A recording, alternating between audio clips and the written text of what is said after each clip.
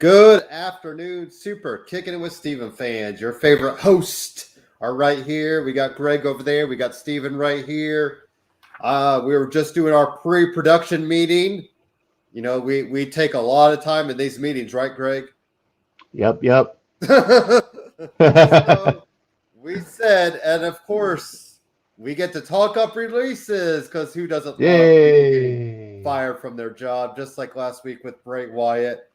Still haven't heard anything out of there, but hopefully in the next, 90 days we'll hear. I still think there's a little more than just, we cut him because money. I kind of wonder if it's mutual, but, whatever. So today's main topic is the current crop of releases these are all NXT men and women or woman. So here's the names, and me and Greg were talking up. We're just kind of there's not many surprise. There's a couple surprises, but most part this list is guys on 205 Live, guys that haven't been used, and one case of Mercedes where she was injured, and I don't know if they thought, well, she's injured, so we'll just cut her. But so here are the official names: Bobby Fish, Bronson Reed, Jake Atlas, Ari Sterling, Kona Reeves, Leon Ruff, Stephon Smith, Tyler Rust, Zechariah Smith, Asher Hale, Giant Zangier, and Mercedes Martinez. So, of course, you look at that list and you think, what the hell are we doing with Bronson Reed? That's all. That's all I keep coming back to. He's the name that I personally loved. I was becoming a big fan of him. I guess you could use that as a pun intended. I was a colossal fan of him, and I thought he was ready for the main roster. I thought he was going to make an impact on, the main roster. Looking ahead, though, does he get lost in AEW right now? Like, I feel like, because NXT guys only have 30 days. So, they could sign after a month, whatever. I think personally he may want to wait it out and maybe go do the indies for a bit. And maybe early, maybe late end of this year, early next year, if they're interested, kind of, or if he wants to make that known. Some people mentioned New Japan, which would be interesting because he's Australian. So you have a closer, travel.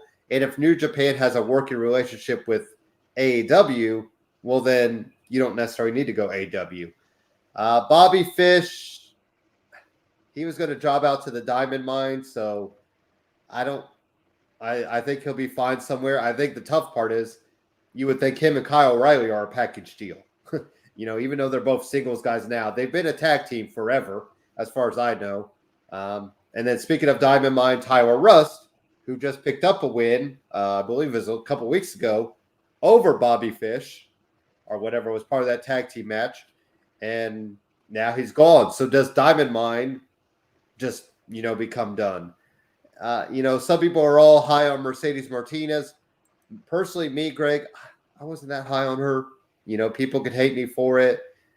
I think she was not that confident herself as well. So maybe that's the thing. Maybe she could go independent scene or Impact Wrestling or AEW and find herself and, get that confidence that I just personally didn't see much in her, honestly. And, I hate to bring up age, but she is 40 or so. So you got to think, the years are counting down. So those are the 3 or 4 names that, I see and I'm like, okay, what are they doing there? But really it's Bronson Reed. That name, I don't know, Greg, we've talked him up many a times on this show and, thought he was ready for the main roster. And now he'll go find himself, and maybe it's for, they always say blessing in disguise. So, what about your thoughts? What are your thoughts on some of these names and, current crop of releases? Yeah, I'm definitely disappointed with a bunch of those names. Bronson Reed being the biggest one. Guys only been getting better since last year's breakout tournament, and he's only gotten better, week after week. And it took him, getting some wins, getting some ring time, and getting that homegrown momentum, and which has been super hard to do with no fans. Mhm. Um, and so the way the guy just kept improving, kept getting better, and you see he found his confidence, he found his swagger about him, and his match quality just improved because of it. And I was thinking the same as you were that, this guy's ready to move for the main roster. He's dropped the North American Championship. This is the time, go up and, he's going to fit right in with, the big bads on the main roster. And I was looking forward to it. And to see he's been cut, it's like, why? What are they thinking? Um, Mhm. they do it right, and this guy can be a money making machine. So it's really, really disappointing that he's been let go. I'm excited for his prospects elsewhere because any place would be a fool not to throw money at him. Um, I don't want to see him in AEW. I would rather see him go to an ROH or an Impact because he would be better in that setting. He's not even now, a guy who's tied into extremely to the WWE brand. So Yeah, um, like he can, refined himself. right. Yeah. So he pops up on Impact, he pops up on New Japan, he pops up on ROH.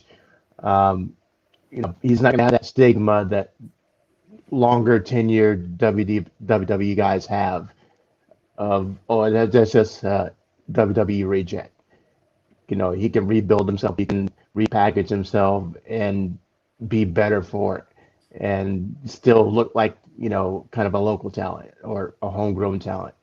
Um, so I want him to be a big fish in those ponds, the ROH pond, the Impact pond, and after he gets a couple more years of experience, AEW pond, um, Mhm.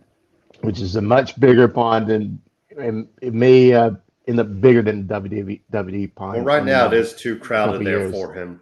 Like you said, Yeah, I just can't see him. I mean, I could see him going there, because why not? Like you said, you write that check. How's he going to say no? Especially if you picked up your family. Like, I don't know if he has kids or anything, but obviously his wife is here with him because she got to celebrate that moment with him, like after was it on camera or after camera, whatever it was. So you wonder if he's picked up and relocated here. So maybe it makes more sense to do impact or indie scenes for a little bit. But I would be worried he'd get lost in the shuffle, especially with all the rumblings about what is headed for AEW. yeah, Until we see those rumblings show up on screen, though, it's just smoke and mirrors, as they always say. So, what about Mercedes Martinez? Everybody was going gaga on her on Twitter. Are you a fan of hers? I kind of mentioned my stuff. Like, I think she looks really unsure of herself in the ring, personally. yeah. I thought she was okay. It kind of looked that way that they promoted her as somebody who's won championships everywhere she's gone. She's been around Mhm. forever, and yada yada. And she had that look. She looked hard. She looked like the baddest woman in any room. Uh, but her actions didn't match her words, or her ring Mhm. work didn't match her words, and you kind of sensed that she wished she could go harder, go more, brutal, more violent That could than be, she's yeah. allowed to be. Mhm. And so in AEW, The she cuffs would will be be off. she would kill out there. Yeah. Over in Japan where they do strong style and they're more heavy-handed, I think she'd be better off out there. But I think that for her style, the way she is built, she wasn't able to live up to that. And when you think, you got Shayna Baszler, you have Nia Jax, who, isn't exactly like her, but still this strong. I mean, we still have Asuka out there, from time to time. You had, well, we did have the four horsewomen. We had Jessamine Duke and who kind of looked like Mercedes. But like I think you do bring up a good point, and I hadn't even thought about it, that it did look like she was almost going in half speed. Maybe that, when if you go, and that's injury, that's going to hurt you too in a way, because if you're going half speed, you might not, you might not go, you might not you're going to hurt somebody or hurt yourself because you're going to think they're going full speed and you're going half speed. So, any other names on that list though that really, we should watch out for, or were you, like Bobby Fish? Is there any thoughts on him? No, I can definitely see him popping up on the Indies. I think that's be the best for him for a while. Aside from UE, we didn't know anything about him unless you're like really heavy into the indie scene. So he can go back and rebuild himself from there. I was disappointed at Leon Ruff because I liked after he got some airtime. His charisma was off the page. You wanted to get behind the guy, and he's another casualty of the empty arena. Those moments with Gargano and Championship would have been huge in front of a live crowd. That's true. And that was the missed opportunity. And not his fault, but they could have easily generated another moment like that. Put him in that underdog role against anybody, and fans would have got behind them, and he could have had a chance to show what he can do in front of an audience. And those he's been on TV for a long time. It's just really unfortunate that he didn't get that chance to get that homegrown approval from the NXT universe and become a player again, because I liked what I saw from him once they gave him some spotlight, let him shine, and I think he took advantage of it. So otherwise, Tyler Rush, no big deal. Jake Atlas, he's from the Team Malenko school. If I can't, I have no personality. You can that's have a good way to put it. Like there's no charisma, it seems, to Jake Atlas, or he doesn't know who he wants to be. That's right. The bigger you can be the greatest wrestler, but if you don't have the personality, the ability to get on the mic and get people to rally for you, then you're not going to be long in this world. So I guess if they let him play up the, he's gay, so maybe if they let him speak about that, we could have seen who he truly is. Like, and then that could have, but is he comfortable with doing that? So that could be a thing too. But he had he's like they always joke about create a wrestler in like WWE games. Like that's what he looked like. Like you'd even modify anything. True. Like you just went 50, 50, 50, 50, 50, 50. Here's the, first hair, first body. Here's a pair of, trunks. I couldn't even recall what kind of trunks he, I think he just had black trunks now that I think about it. Or maybe maybe it said Atlas on the back, but yeah. And then there was a couple guys from 205 Live, but, we'll see. Like I said, I think it's going to be curious to see where Bronson Reed, that's the name, does he somehow I don't know. Does he, because if he goes to the main roster, then you think you're going to have to give him bigger contract. So that's the thing. Like you cut him from NXT.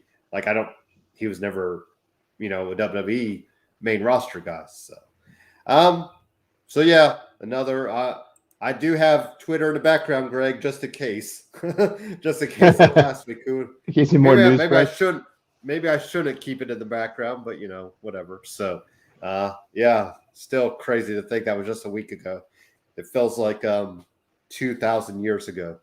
So these COVID times just make me have no sense of time anymore. Just every day feels like it's this long compared to what it used to be. But anyways, when we talk about that later. Raw. So we had Goldberg out there, doing his challenge to Lashley. What about Goldberg's kid? Well, I hate even saying kid because, man, he does not look like a kid anymore. And, Gage out there jawing with Lashley and MVP. Goldberg Spears.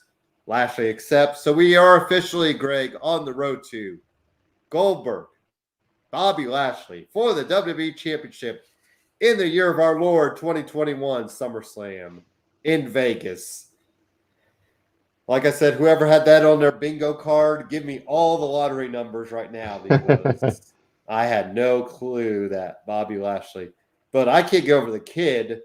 He's got to be like 16, 15 now. What a difference 5 years makes because they showed a side-by-side picture, and I should try to bring it up so we could screen share it, of Gage when Goldberg first came on the ring in 2011 with his dad. He had no shirt on, a pair of black pants. And now that kid is like, he looks like he's ready to roll into the PC, in a couple of years. Like, I mean, Goldberg has definitely been helping him out a lot. So, do we need to add anything else, Greg? Do you want to add anything else about, we've talked it up. Now it's official. So now you can officially speak your thoughts on it. Yeah. Goldberg, Lashley. Officially, it still sucks. Officially, I still hope that Big E ends up cashing in by the Goldberg gets the surprise win, and then Big E cashes in on him, so he gets to live out his dream of having a match with Goldberg and taking the championship. That's the only way I'll buy this match, Greg. And I hope that all the Big E trying to go at Roman is maybe a red herring for that. Right. Especially that little, whatever that segment was yesterday when Big E's just like, right. And did you see there's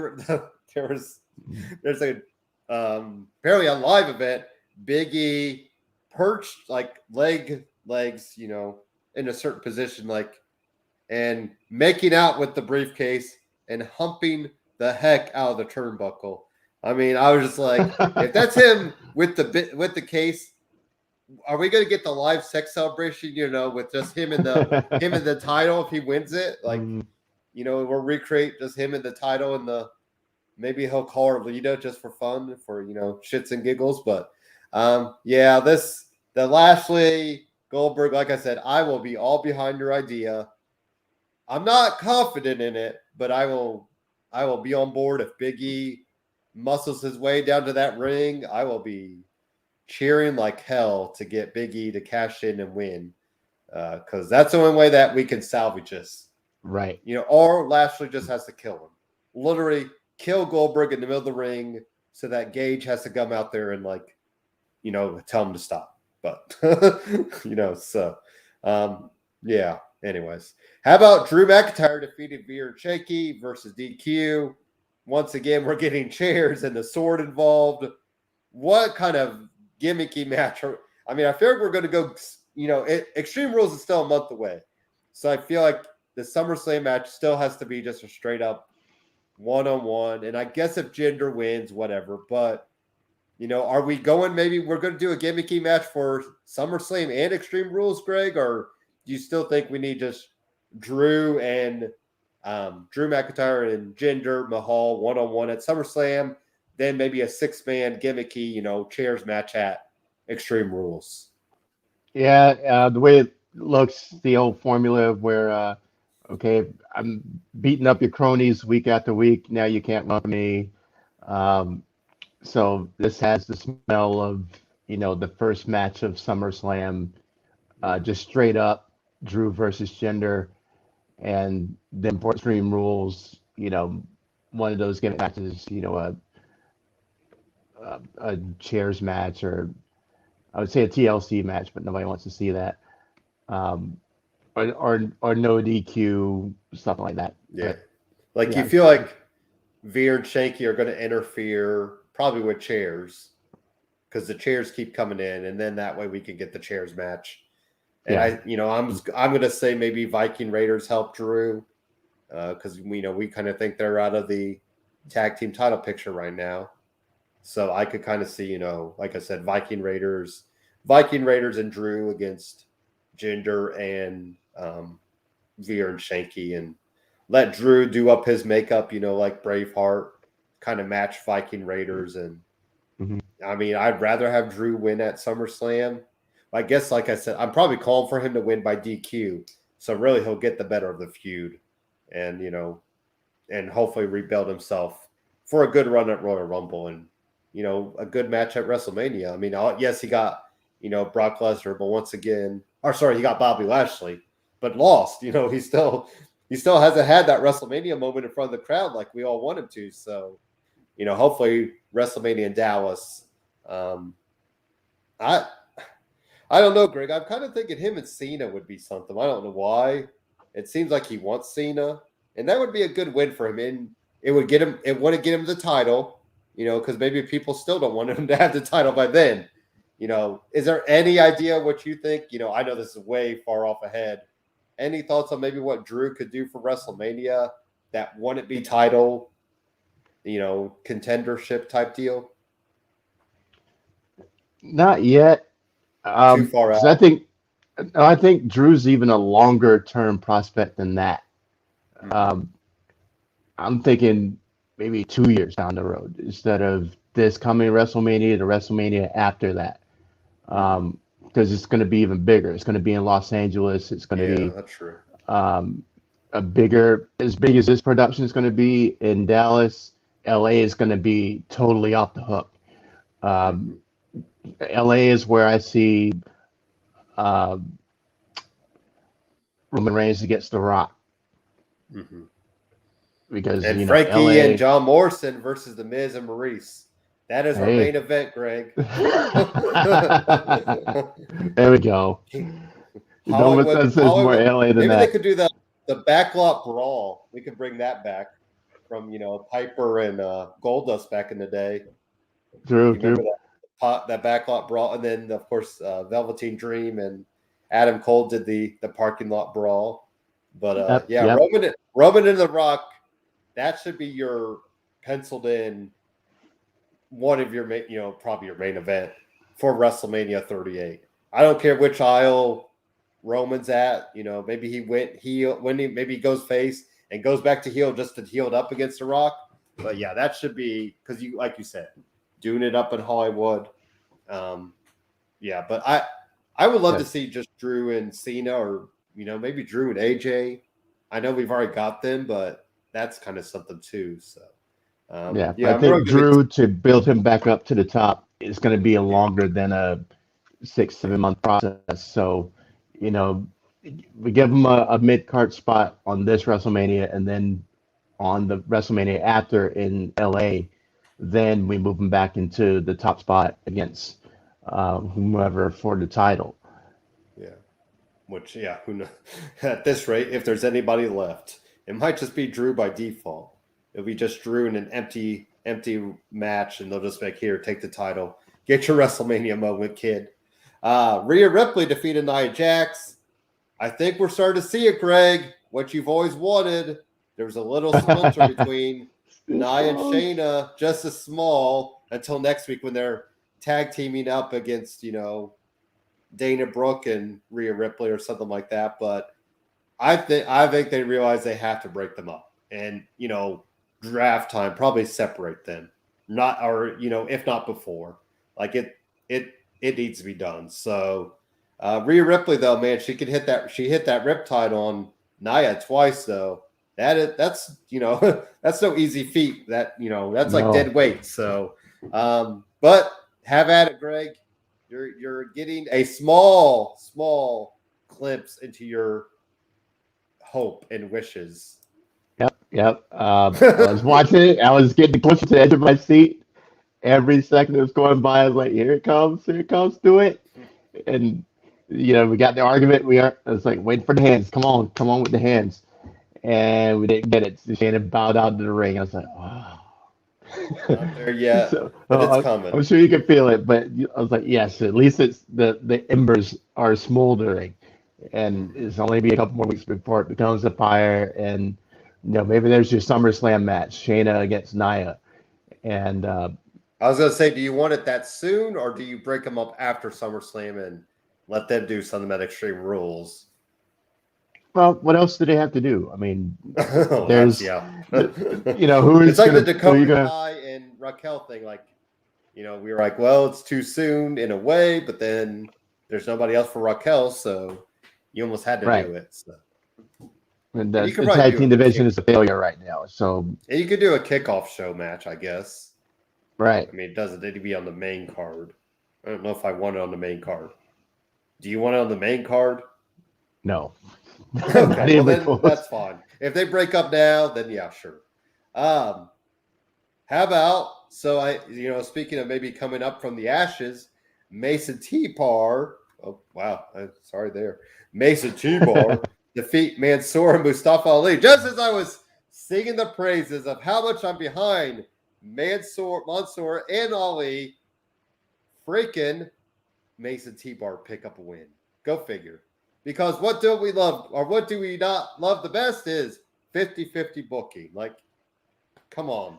Mason T-Bar, you are the Ascension 3.0, whatever, Authors of Pain territory, like, and then they pick up a win. So I get it because you don't want Mansoor and Ali, just together right away.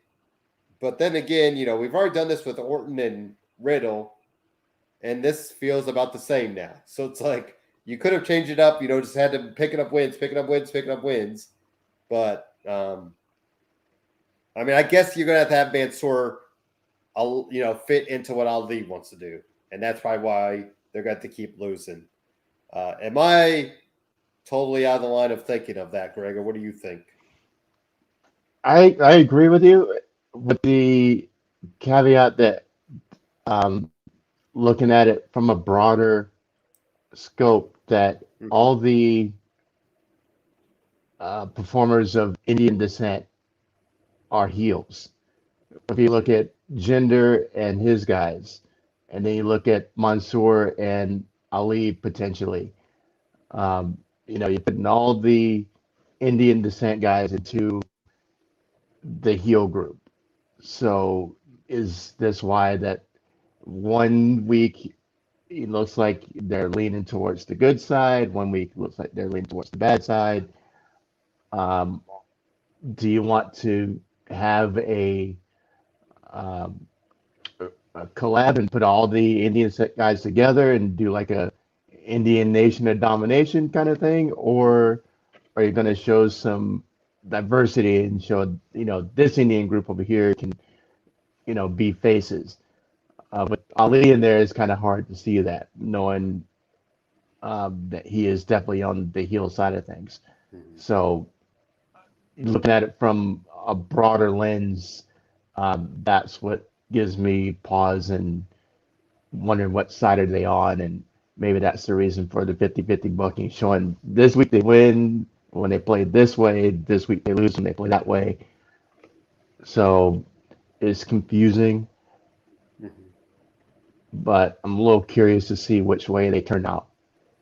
Yeah. Yeah, I mean, like you said, I think I'd rather them go the face side because we see so much of this type of character. Like we had it, like Jinder's been a heel forever, other than when he was in 3MB.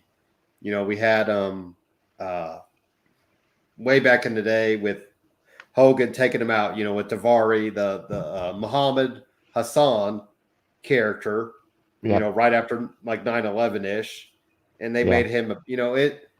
I mean, I guess the Great Khali, you've kind of gone back, when he was like the Pujami Playboy, but he couldn't talk worth anything, and he made out with Beth Phoenix to get eliminated. So whatever. But that's why I kind of want Ali to have to give into Mansoor.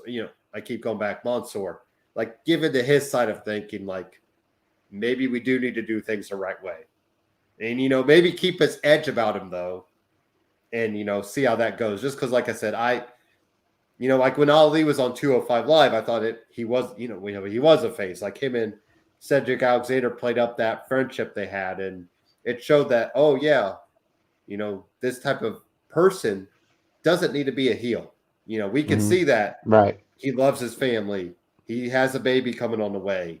Like, he celebrates this and I don't know. That's my personal thinking. And especially since Gender and his men are playing it up so much on the heel side of things. But I think I will follow your line. I feel like they'll have Mansoor follow Ali's thinking and have to heal it up a little bit and let them be a tag team for a little bit of time. So Tamina defeated Doudrop.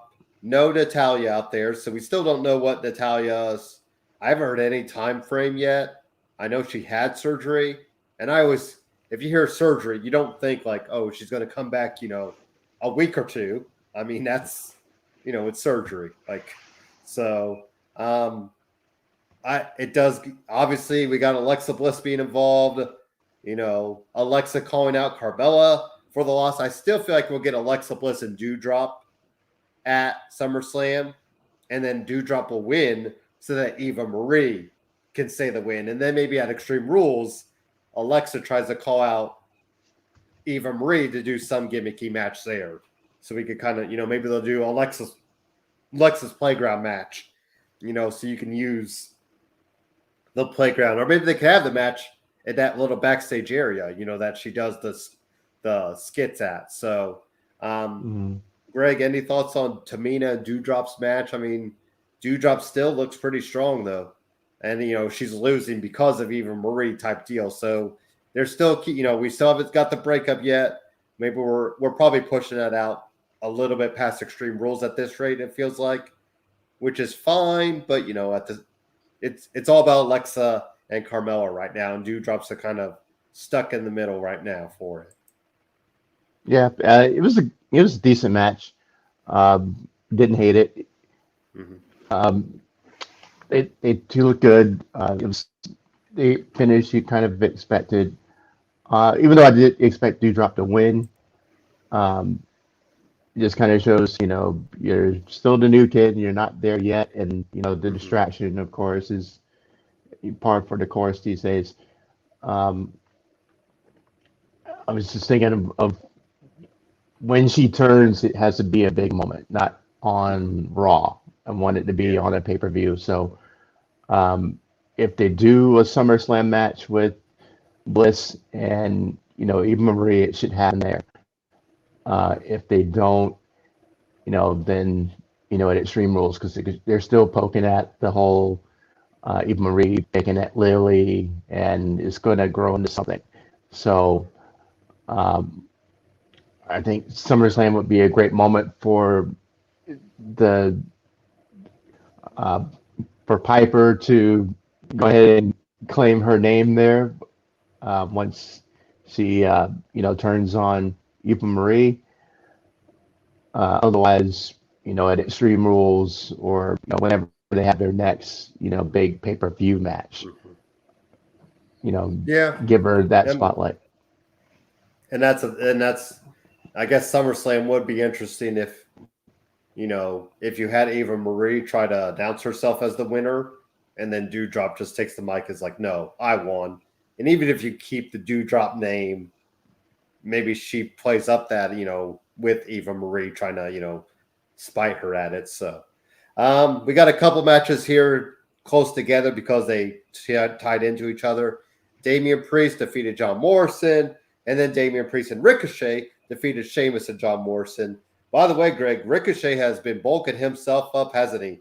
He's like, Vince better not cut me because he's got some good definition to him lately. I think he's been doing a lot of boxing, like from his Instagram feed and all that, or Twitter feed. And so he's got some good definition to him now. So he must be like, I better build up before Vince tries to cut me loose from, 205 or 205 and under club.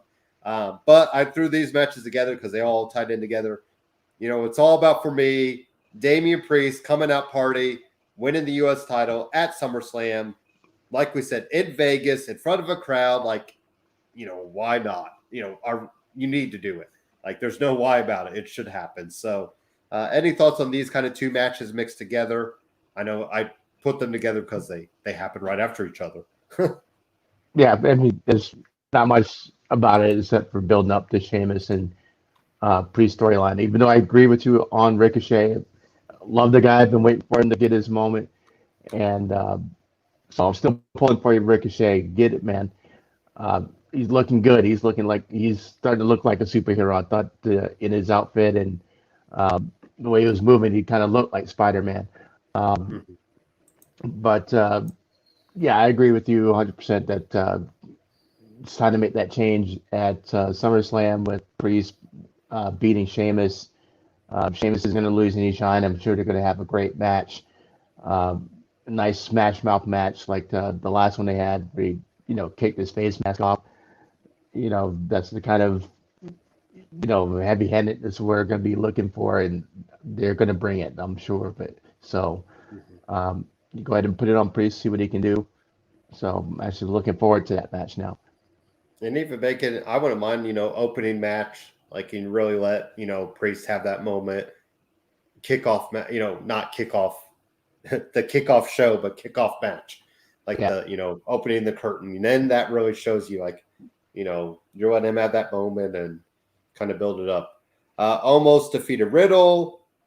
Uh, we're still waiting on Orton to come back. But let's get into it, Greg. Keith Lee defeated Karrion Kross. So we we have Keith Lee pick up a win. So now are they doing? I wonder if they're doing the Jeff Hardy story with Keith Lee instead, where maybe Keith Lee gets some wins over Karrion Kross, and then Scarlett shows up to help Karrion Kross get his mojo back. Is that anything you're buying, or we just want to give Keith Lee a win here? Yeah, the whole situation with Cross has been super confusing.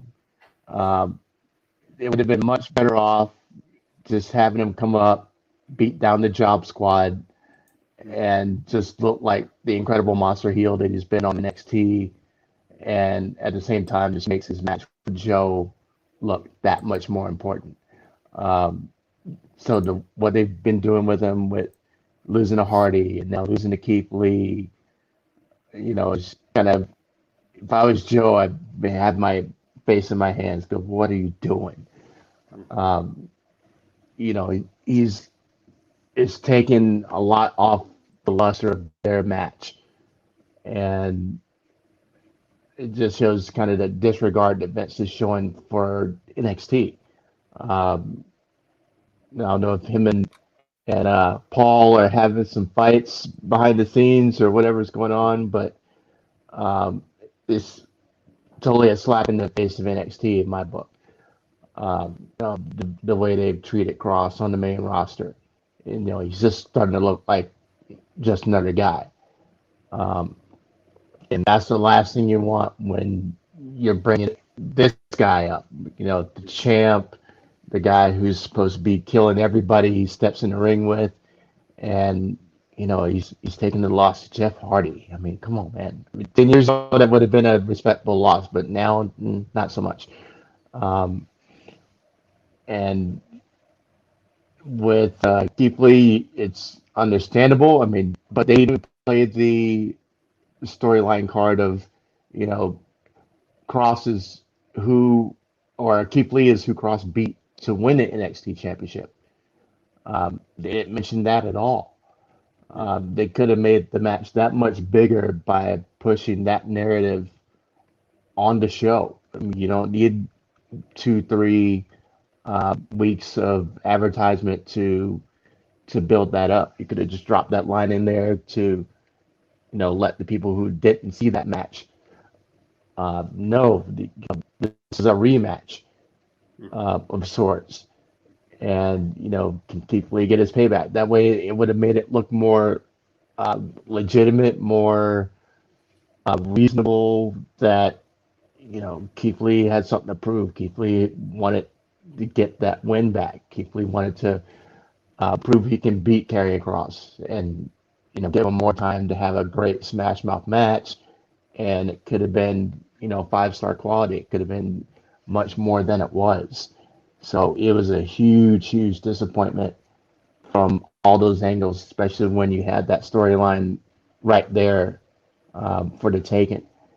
So I'm really disappointed because I like Cross and I like his potential, but the way they've treated him since he came up from or since they've started putting him on the Raw, has been just so disrespectful. It's put me off of it a little bit.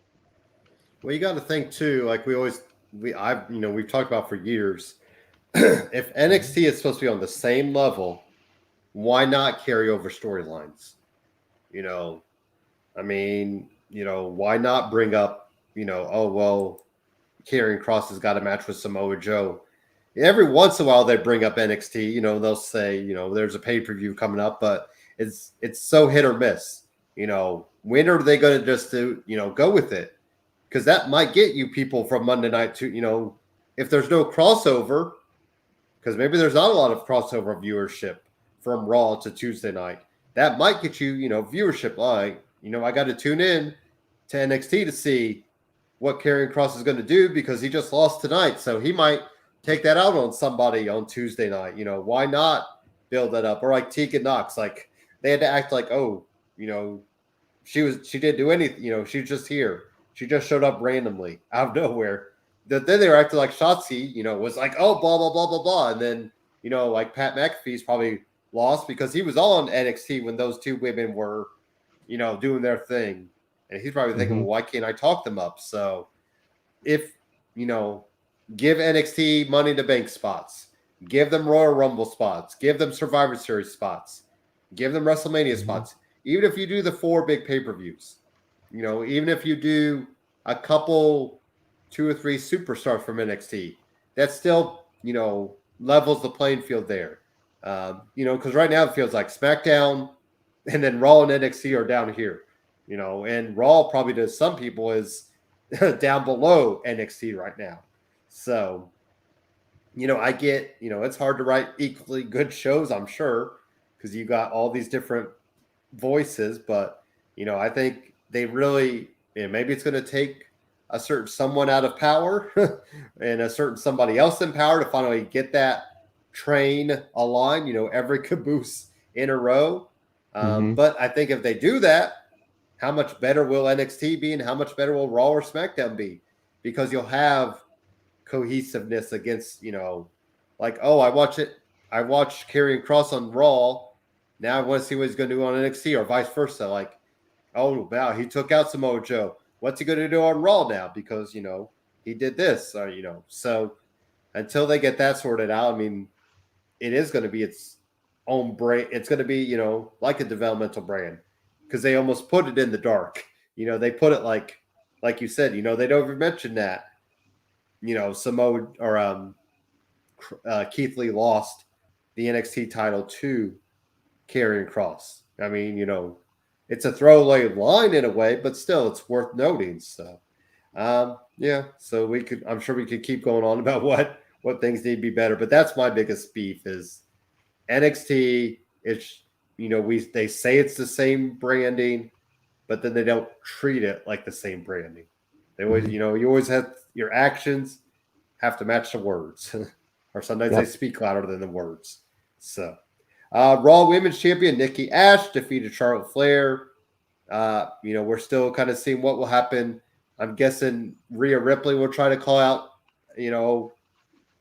Charlotte for not doing the job. She beat her one week, couldn't beat her the next week. So these 3 women are all going to just fight each other till SummerSlam.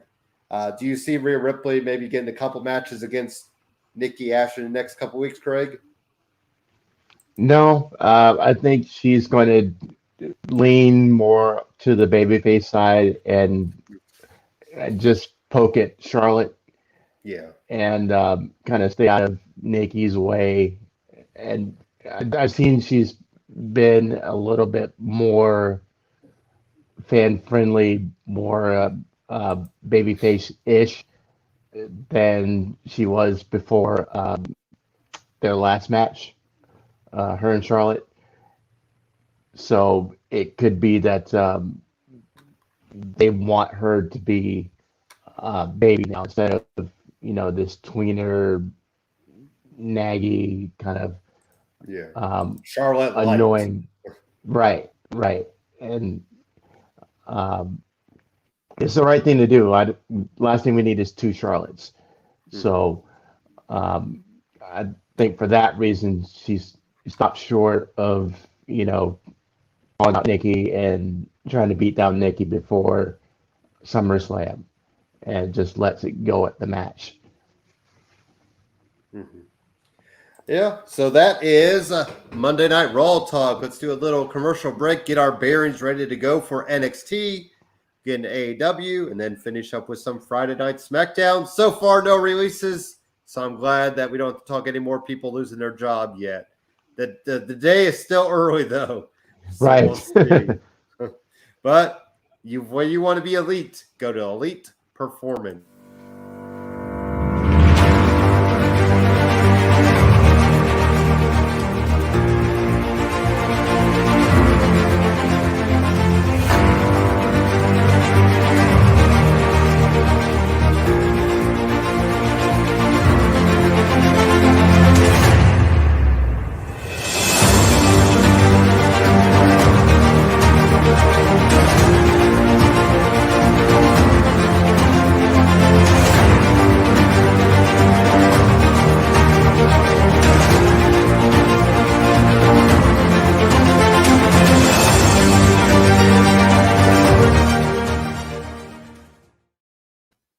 All right, so we have some NXT stuff to talk up.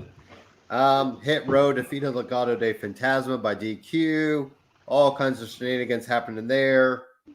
We'll see where this is going. I still think Legado should be on Raw, and maybe they're just waiting out till October. But then with the releases in NXT, you almost feel like, well, maybe they have to stay down there a little bit longer. So I think Legado de Fantasma is much needed on Raw, just to kind of give another heel faction, give some more wrestlers up there.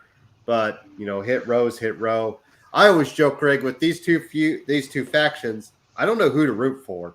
Like I don't know. Like Hit Row doesn't really bring off some babyface vibes. Legado de Fantasma doesn't. So it's like, who should we be? I guess by default it's Hit Row because Legado plays it up more. But in both sides of things, I'm just like, I don't really want to cheer for either team, because it just feels like both teams are kind of at the same place. Is that kind of how you're thinking too, or how do you feel about these two teams? Yeah, I agree. They look like two, bad guy factions, going at each other. The only difference is I think that Hit Row is more over right now than Legado is, even though they've been around longer. They seem to resonate a little bit more with the NXT universe. You hear the Hit Row chants during the matches. Um, Go back a couple weeks ago when they did the whole Rolling Loud business, the simulcast, and we are talking about that it may not have made the most sense to have Street Profits and Bianca be the representatives at Rolling Loud.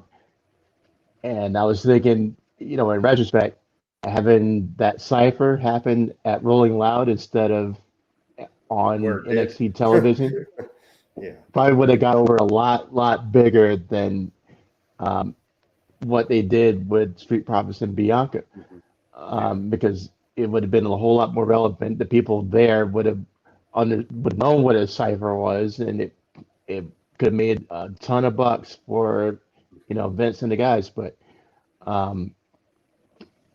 just showing that it's hidden for a lot more. It's hidden closer to home for the fans than what Legato's doing. Yeah. So I think just off of a relevancy aspect, that Hit Row may be the favorites if you're betting. Yeah. As far as whose side is the crowd going to be on, even though they're both heel factions. Mm-hmm. And like I said, if Legado takes another L, I mean, what more can they do down there? So it's like, I think they're definitely due up. Ridge Holland defeated Ikman Jiro. Not much to talk about here. Ridge Holland built like a hoss. We'll kind of see where he takes off with Pete Dunne and Oney Lorcan. And then once you get Danny Burch back, you got a pretty solid. I don't know what their name is. They really haven't. We just called the McAfee's team, or what. I thought he had a team by then, maybe, but so we'll kind of see what they can do when all four pieces are there together. How about Roderick Strong defeated Bobby Fish? What a way for Bobby Fish to go out, and then Tyler Rust is out. So is Diamond Mine done, Greg? No. Or who can we put in that slot? Well, there's still plenty of people in the PC to put into that. Yeah. They can always, shine it up as another guy. Yeah, another guy has been training in the mine, and now he's ready, and you just insert him into slot A, and now you still have Russ's replacement, and the Asian guy still hasn't done anything except stand there and look menacing. We don't know what his deal is yet. Well, they said coach, and that's I'm like, maybe he's not going to be a wrestler for them. Maybe he is a coach aspect, but he hasn't done anything in that regard. So it's like, that's why I kind of wonder if they might just Triple H is probably thinking, what you got rid of the main piece of this. If yes, Roderick Strong is important, but really it's that Tyler Rust because he was going to be the next. It's like evolution with Orton. Like Orton was the next guy. And I thought Tyler Rust was going to be like, it was more important for Tyler Rust to build up his name than Roderick Strong. If that kind of makes sense. Yeah. So, I mean, like you said, you can insert anybody, but you have to play it up logically. So I'll be curious to see how they play it up logically if they do. But it wouldn't surprise me at all if they have to just blow it up and, maybe let Roderick Strong destroy it and just let Roderick Strong go. Do his thing on his own, and Malcolm Bivens gets screwed over again because it feels like every time Malcolm Bivens has, like he had Veer and Shanky at some point, and he had Tyler Rust by himself. So it's like, they obviously see something in him, but not enough. Maybe that's the thinking. Yeah, I think at this moment, considering the timing and especially with the breakout tournament happening, also. That it'd be easy for them to go to one of the guys who loses and go, you're almost there. You should join us. There's going to be, there's already, 4 or 5 guys who've already lost, and then another 2 more who are going to lose in the semifinals. And pick the guy who fits the mold the most, and there's your next guy. So, or maybe have them come out during these matches and kind of scouting.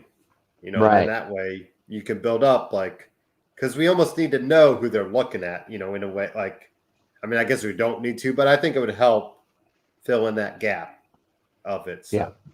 Yeah. Grizzled Young Veterans defeated LA Knight and Cameron Grimes. I kind of was hoping LA Knight and Cameron Grimes would do the whole stick together. Won't they stick? But they decided LA Knight is way too of a heel to even make this work. And then I thought it was interesting. You had $1 Million Man come out to say, Cameron, you got to figure this out. So it does set up the NXT match, fight for your freedom or give up, something. I don't think you need the title on the line. I still think, you keep the title out of it, but you let his freedom be on the line. So any thoughts on Grizzled Young Veterans against LA Knight and Cameron Grimes? I mean, it wasn't very long of a match, so not much talk on the match, but it's more about the LA Grimes and Cameron Knight business. Yeah, I love GYV, and I've been disappointed that they've taken so many L's because they're a team that I want to see with the titles. They're that good, and they have that personality about them that when they come out, they get on mic and they stick it to your favorites that you want to see somebody punch them in the mouth, but they're so good. Their ring style is so good that you want to watch them for them too. So I've been a GYV fan since the moment I saw their first match. So there's that. But as far as LA Knight and Cameron Grimes, you know how I feel about these guys. You know, an LA Knight guy through and through. Um, I, life will not be complete until we get the dummy happening, we get the show happening. Mhm. Um, I'm still waiting for it. He hasn't called anybody a dummy once in this whole uh, Butler shtick that they've been doing. I'm still waiting on that. It's like, what's going on with the dummy? I need it. And so, essentially, the little clip of the show he did on Impact, and it's like, man, with WWE production, this could be mega bucks. Um, He'd be the but next Miz TV. yeah, I can see him going to SmackDown and just laying a verbal beat down on Miz and just kicking him right off the set and taking it over. Especially Um, since his logo looks like the SmackDown logo. right. Not like, like roughly. Like that's the first thing I thought of when I saw his logo. I'm like, kind of looks like SmackDown. So, I think he'd be a good fit there. And like we Absolutely. said, some sort of freedom match for, Cameron Grimes to get his ultimate freedom. And then, both of Yeah. these guys, I'd say move on from each other after that. Yeah. I Like, you say don't want them what's still. what's in it? You have to what's in it for LA Knight. So it's got to be something where um, if you win, you get your freedom. If I win, you're my butler for life or something like that. Um, Or what about you know, Million Dollar Man? Maybe he gets the $1 million Man. to be his butler too.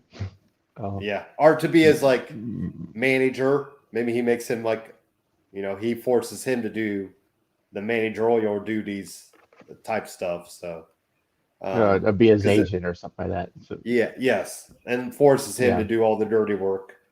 You know, right. even though it's funny because you would think that $1 million Man and LA Knight's probably a better pairing because $1 million Man is ultimately a bad guy. But it's funny how $1 million Man is a face. In a weird way. Like he's obviously more on Cameron Grimes' side, but um, Yeah, but I'll be I honest. agree. Oh, sorry. Go ahead.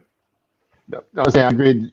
Cameron Grimes should win so that we can finally break this Butler storyline, and then LA Knight needs to go up to the main roster, and do the Miz TV takeover, and bring the whole gimmick 100%. Dummy, yeah, bring it all, and just be the man up there because it would be so amazing to see that. So if you guys haven't watched him as Eli Drake in Impact and watched the show, the whole business with the dummy button and everything, you got to go do it. Just YouTube it. It's awesome, and it would be hilarious on the main roster. And just that heel that is so amazing on the mic. You want to see somebody punch him in the face, and he's going to bring awesome matches.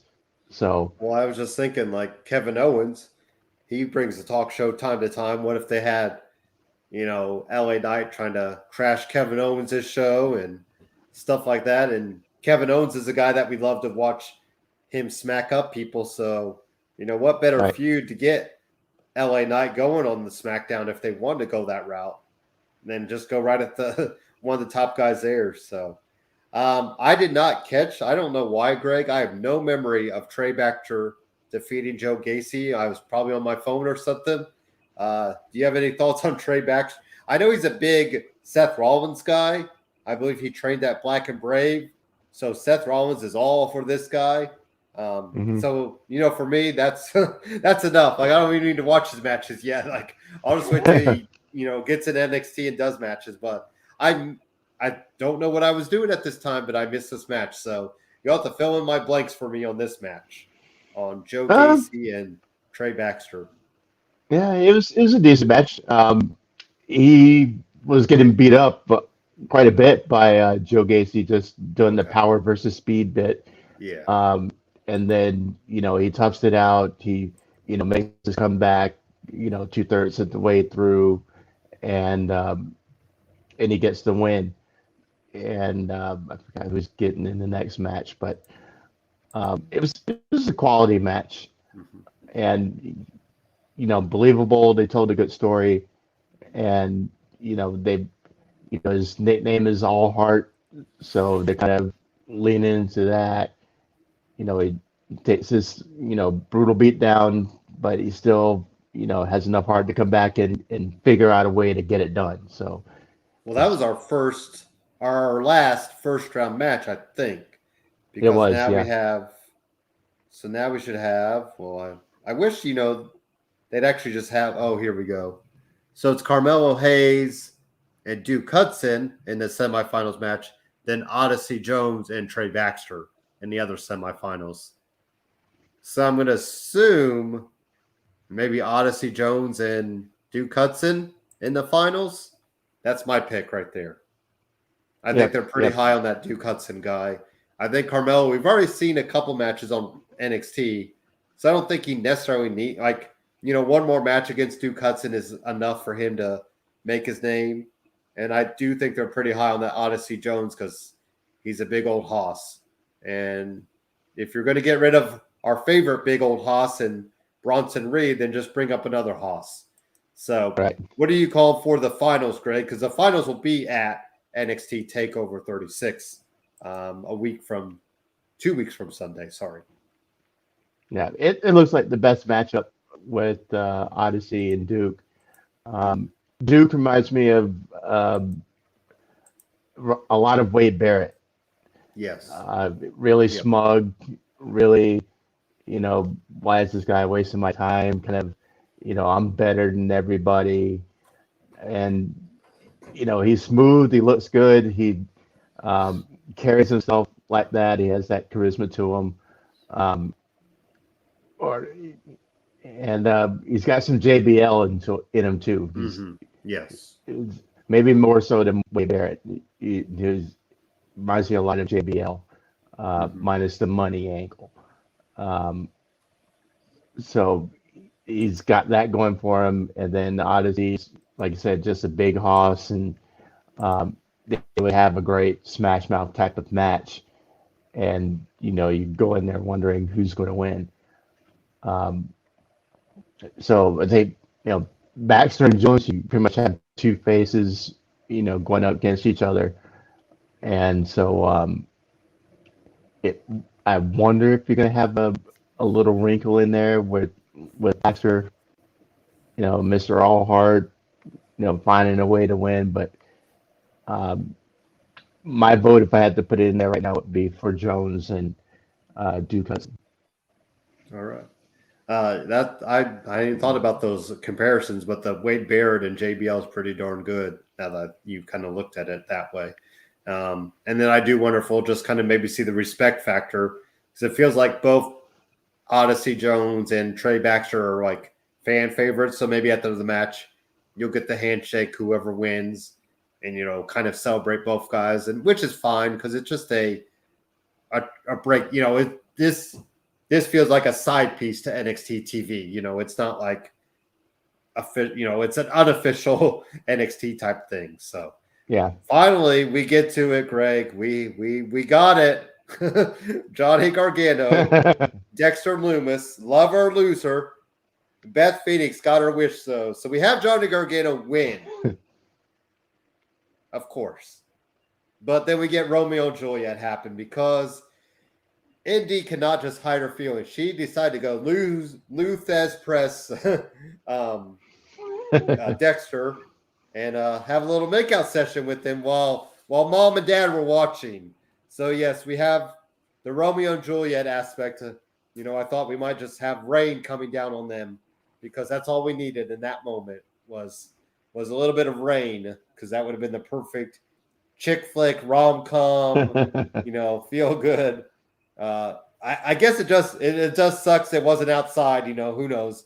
You could have just had some rain, fake rain in Florida happening. But so now now that I really look at it, that's probably the way it had to end. You have to have Indy kind of rebelling against the family, and maybe you have Dexter just kind of. Now you're probably gonna have four of them showing up, and then maybe Dexter in the background type deal. But maybe Indy and Dexter are like holding hands from like across the table or something like that.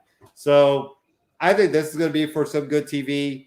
If they could do like, dinner at the Gargano house or something like that, or maybe they do a date night and then like you have Gargano, and Candace having to drive them somewhere, something real cheesy Yeah. because this is all this needs. This needs a cheesiness factor up to 11. So have at it, Greg. Would you personally like to be Luth as pressed by Indy Hartwell? Because me, not so much. Mandy Rose, we're talking a different story. Even Frankie, I know Frankie would be yours. Hey, there you go. Yes. Becky Lynch could Luth as press me.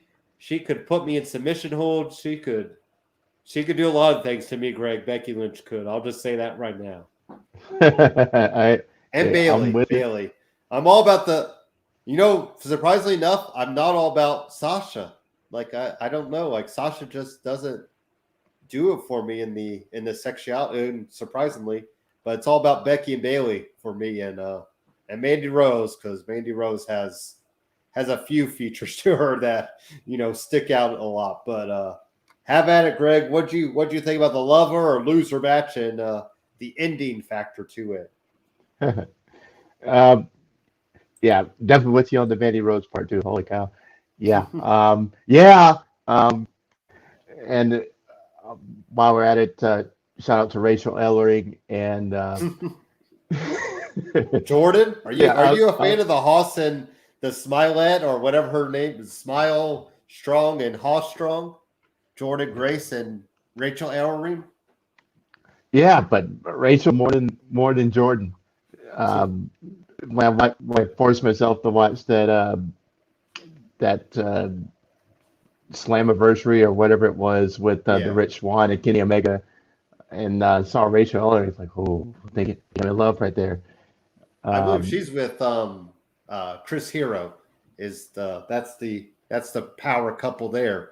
So that's a pretty good power couple. That's some wrestling knowledge. If you think about like her dad and him, like that's some pretty good. I will give her credit. She came out with Tommy Dreamer for the homecoming thing they were doing, and they did do a little LOD Road Warriors tribute. She always said she would never do it because but she's like she had to because it's Tommy Dreamer. So there's a cool picture if you just look up the gear. I don't even know who they faced. I think Brian Myers and somebody. But anyways, if you type in like her for her gear, but yeah, love our loser match though. I'll have to find that. But yeah, hi Rachel, how you doing? I like the match, and it went the way it was supposed to go. Johnny still gets the win, and it makes more sense that instead of him losing, that Indy just rebels and going, "That's my man. I need to get my man." And for Dexter, getting pressed by her is probably the greatest thing that happened in his life. I'm surprised he didn't say something. Yeah.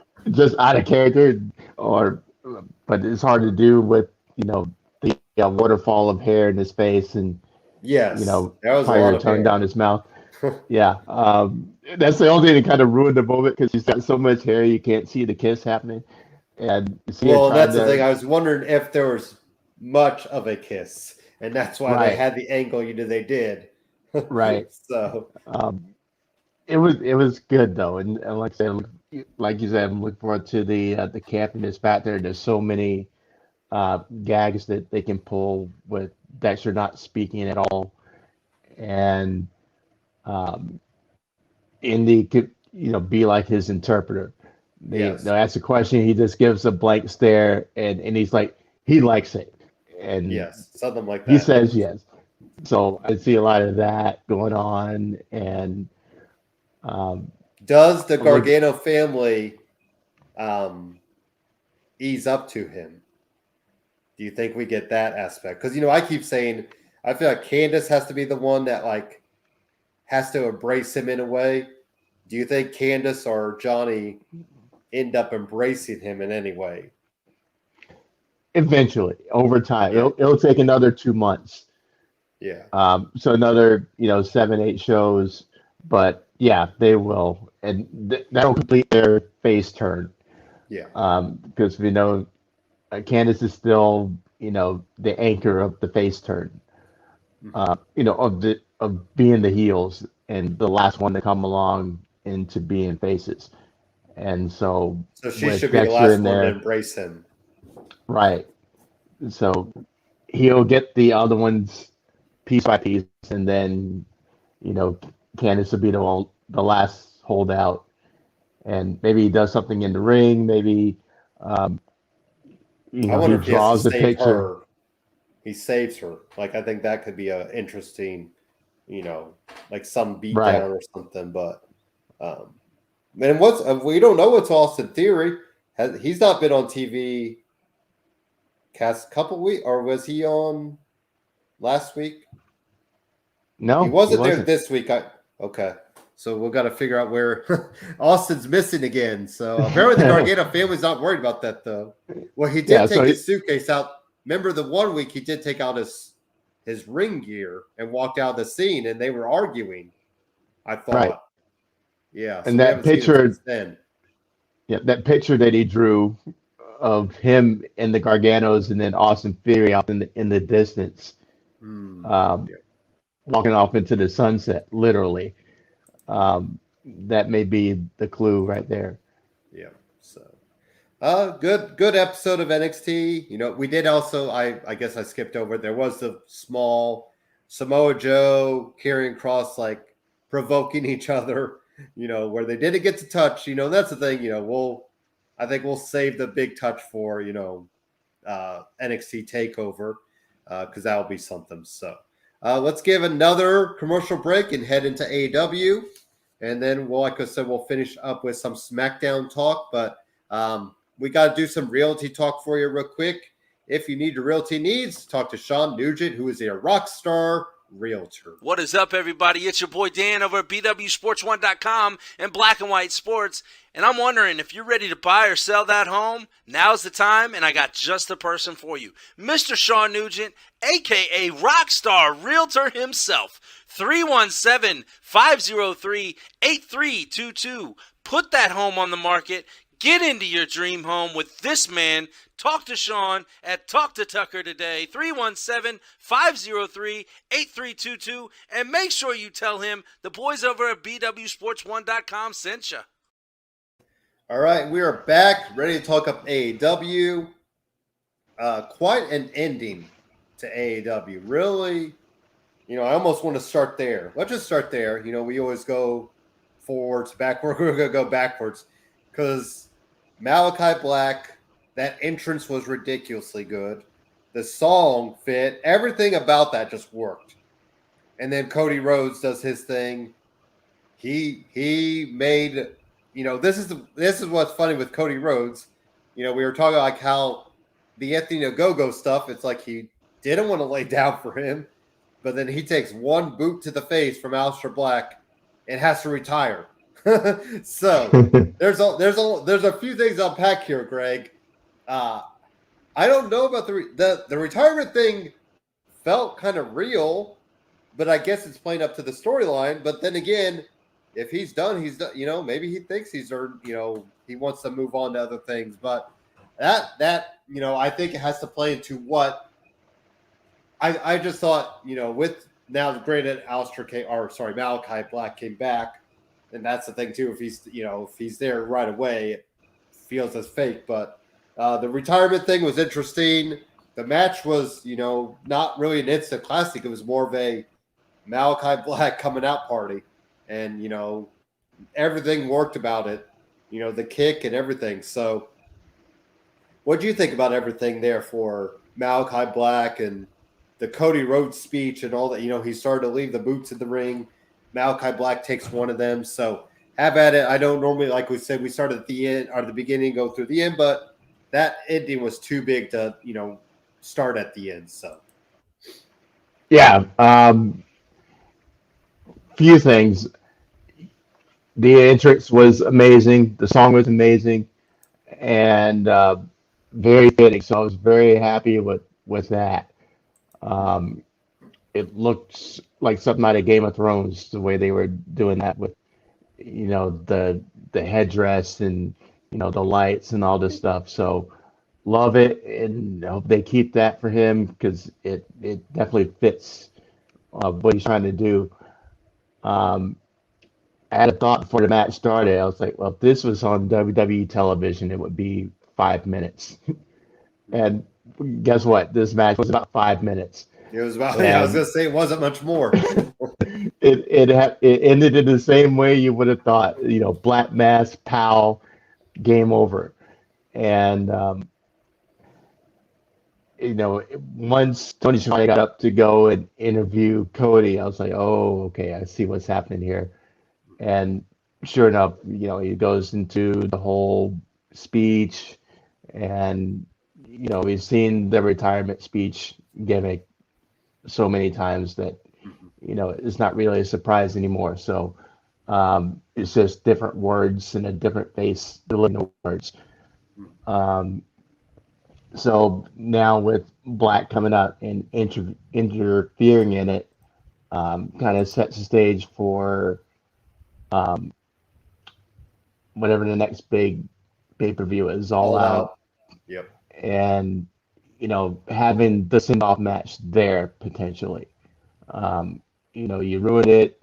Now I'm pissed, and now I'm going to go out on my terms. We're going to have a match, and it's more fitting of a send-off for him to go into Hollywood or what he was going to film projects, what he was doing next after having a big match um, in a rematch with Black, Yeah. on a bigger stage. You're still taking the loss probably, but going out in grander style. And you can write him off for some time if you think he is going to go away. Because I know he's got the film, the Big Show season 2, but you would think that now then again the last season was only 6 or 7. It seemed like a very short season. So I mean they want to do a full shoot for it this time. Now that Right. they have. Can they do up the entrance even more for Chicago? Do you think for Aleister Black, or I'm going to say Aleister so many times? Sorry, Malachi Black. Do we do up the? I mean, we have to. They absolutely could, and for a show that big, all the entrances should be that Should big, be but big. Yeah. his should be amazing. And what they gave us was, a great teaser. And even if it's just that, it was still awesome. Um, and this is the way to send him off, um, and get Black over as huge as he is right now. Because even though he beat up the biggest babyface in the company, he was still getting all the cheers. Yeah. And this time he could go even more violent, more brutal, and get Cody written off the show, with a worse, type of injury or whatever, Mhm. and send him into Hollywood, and then it makes him look even more menacing and sinister, and it gets to live it out instead of in the PG WWE world where you can just make threats, but you can't back it up with the violence. Here you can back it up with the violence. All right. Some other things that happened. Leela Hirsch defeated the Bunny. This was an NWA women's contender match. Because they can't fight for the AEW women's title. They need to fight for the NWA women's title. And Camille showed up, which that's the first. Well, no, Serena Deeb. Sorry. So Arden Thunder Rosa. Never mind. The third NWA women to appear. So never mind. But I didn't realize how big she was. Like her, you always like to bring up visually what it looks like, and her and that Layla, like the camera had to zoom out because you really could not see how different they were. So I wonder if they'll do that. I don't think that match needs to be at All Out, but I'm going to say that match probably happens sooner rather than later. Do you think it happens in the next couple weeks, Craig? The NWA women's title match for Layla Hirsch and Camille. I think she's just Camille. I know she's in a group with Nick Aldis, so I wonder if they might, maybe could convince him. I mean, he's the NWA champion. I think that would be a big kind of show of respect too. So, but yeah, Greg, thoughts on the NWA women's contender match and then the title match upcoming? Yeah, it was great. I don't know if intentional or unintentional visual right there of Camille getting in the ring and Layla Hirsch staring right into her headlights when they were doing the face off. Like, wow, she is that much taller. I'm facing off with your boobs. Okay. Mm-hmm. It was, but you look at her, she's wearing heels that are probably 4 or 5 inches tall. So I wonder if that was, on purpose or not, just for, the cameras and Visually, yeah. to set up kind of the David and Goliath kind of aspect of it. Even though anybody that Layla steps in the ring with is going to be, same, disparity. Just how much taller is the other person going to be? But she, has always proven herself against, everybody's taller than her, so it's not like it's a big deal. And I don't think it's an all-out match. I think it's going to go down probably on TV would make more sense. And if this is a one-off for Camille, it would make more sense to do it on, TV than to do it on the pay-per-view. So I think it's going to happen there, but it's going to end up being a great match. And, Camille's going to retain because I don't see her becoming a regular or even a semi-regular on AEW. Just seemed kind of a one-off kind of thing. And that's all I wonder. Like, you have Nick Aldis, a really dominant champion. Why not let him do a one-off and kind of see how the crowd reacts to him? So, Miro defeated Lee Johnson. I still don't like. I thought I was okay with the Miro character, but this whole Redeemer thing and speaking in like almost Bible verses type stuff, it just, I don't know. Like, do we have any idea what his character is? I have a thought that is you'll have to follow me for a second, but I'm enjoying the Redeemer gimmick because it's very self-serving. It's very from what we've seen in WWE, even it fits him. It fits him more in the AEW setting. He's over as probably one of the biggest heels in the business right now, but he has that unstoppable aura to him. Nobody's been able to put a dent in his armor really. He's staying there with the mid card guys and dominating them, building himself up the way it should be done. Beating the Lee Johnsons of the world. But the religious aspect, I can see him leaning into it even more heavily. I'm the best, I'm the favorite. Even God sees me as his favorite wrestler, and thanking his super hot wife and super hot double jointed hot wife Whenever he can bring her in. Right. Her 90 days would have to be up pretty soon, you would think. Yeah, I know it's on the way, and eventually she's going to come out one of these days. But with the religious thing going on, it takes me back to Steve Austin in King of the Ring. Yeah. And him going up against, I forgot who it was that was the Jake super the religious zealot. There we go. Quoting Bible verses and things like that, and it gave the setting for Austin to drop the Austin 316 and become a phenomenon. And maybe really long range booking that he keeps doing this Redeemer gimmick and God's favorite gimmick, and somebody who knows who is going to have their Austin 316 moment and just kind of duplicate it AEW style. And that's going to launch somebody into the stratosphere. Who is it? I don't know. Is Jungle Boy 316 going to happen? Is something Yeah.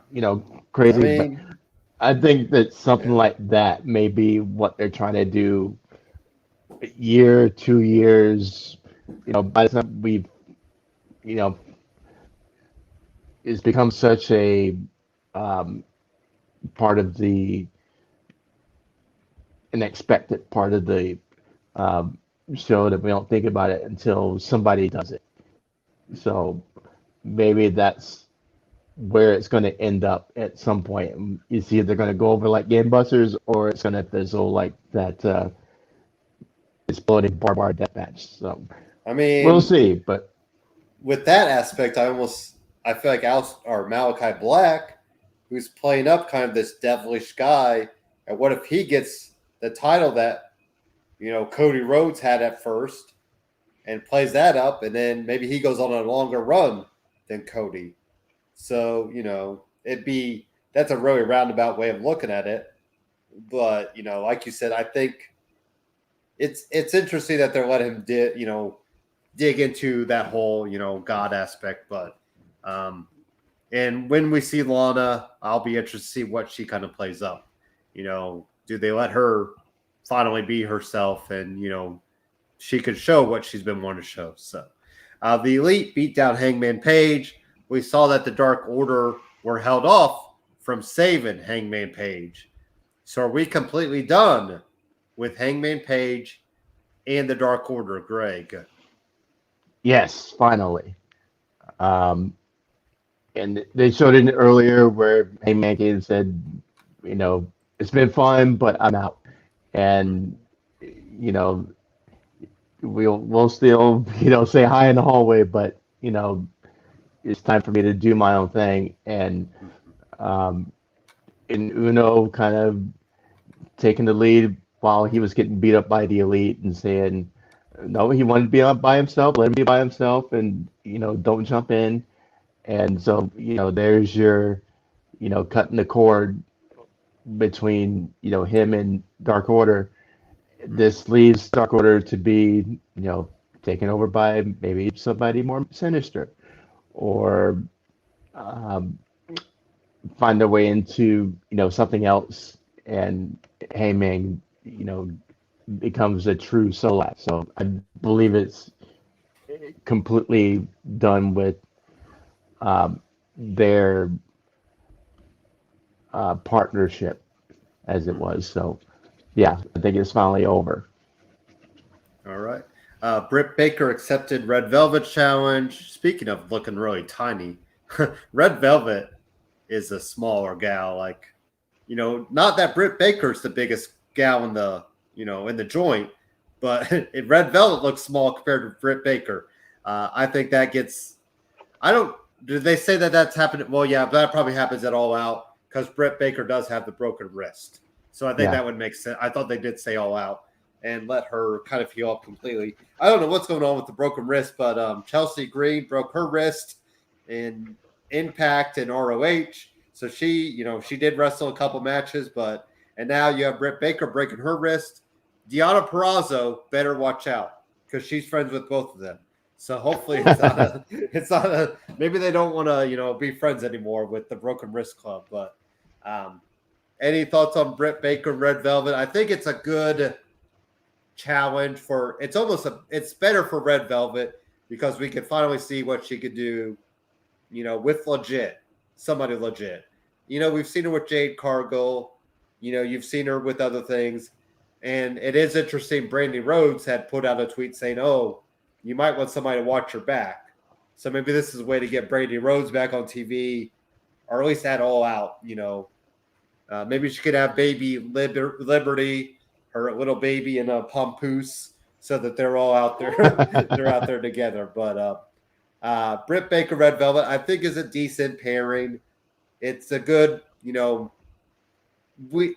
it's for me. I don't know where we're going to find the ladies to face Britt Baker. It feels like I guess it's got to be Jade. That's going to be the next contender to take the title off. That feels like where we got to go. But you're going to have to feed these kind of secondary feuds to get to that. True. And you're right. It is Red Velvet's the person to um, welcome the Britsburg show of Rampage because Oh, yeah, that's she's going to happening at be. Rampage, isn't it? I was I think completely so. Yeah. wrong. Yeah, Yeah. I'm It's going sorry. to happen at Rampage in Pittsburgh, and That's your main event. yeah, as easily a main event. She's gonna be booed out the place. Um, I love the promo that they did where she said, "Last time I beat you in 3 minutes," and she pulled out the "I'm not an enhancement talent anymore." So nobody Yeah. says enhancement talent on TV, and at least and not acknowledging that they were Yes. enhancement talent. So I thought that was interesting. Um, so it's like, okay, they know that they're jobbers, and now they get to show off, and I'm especially expecting them to have a good match this time. It's nothing going to be longer than 3 minutes, and it's going to be a great showcase for Red Velvet. Of course, Britt's going to win. She'd be one of the few who get to score a win in their hometown and not take a savage beatdown. At least we think she won't take a savage beatdown. She can still beat Red Velvet and then still take a savage beatdown from Jay Cargill or Yeah. somebody else who is a new signing or whatever. Um, Who do we so see for Britt Baker at All Out? Because for me, I'm thinking Chris Statlander. And I know it's not the saucy, everybody's pulling for Deanna. Like, we haven't seen any crossover of the women, but if there was a time to do it, it'd be for yeah, that Chicago show. And if they do that, that's fine. But I feel like if they don't do that route, then it's got to be Chris Statlander because she's, and I see Red Velvet almost following in that path, like just picking up wins here. After the feud with Britt Baker, Red Velvet's going to pick up wins here and there and almost maybe try to see if she can get that underground swelling, or swell of support, just like Chris Statlander has. And it, like I said, is Chris Statlander and Britt Baker the sexy, every match we're dying for? No, but it is going to be the most logical one. But do you have any other thoughts, Greg, on who you think you'd like to see Britt go after at All Out for Chicago? no, Statlander makes perfect sense. She's got a huge following. When I saw her at Fight for the Fallen, the place erupted for her when she came out. She wasn't on the main show, but she was on the Dark. They did the episode of Dark after Fight for the Fallen was over, and she got one of the biggest ovations of the night. So she has that support, and she is a legitimate contender. She's the number one contender. They've said that on TV a couple times, and she's the logical next in line. And unlike Red Velvet, you're not going to go in there wondering, okay, who's going to win this match? Oh, we already know. With Statlander, you don't have that. She can legitimately beat her. Then you still have Nyla lurking, but we've already crossed that bridge. I still think it's too early for Jade, just because they're both heels. Jade hasn't beat anybody. And so you still need to build up momentum for her. So I think Jade almost has Revolution, like February-ish. Yeah. And not Full Gear. I think you got. It feels like because you feel like you really want to do more with Jade. You could do double. Even Double or Nothing of next year, because that seems to be their WrestleMania type show.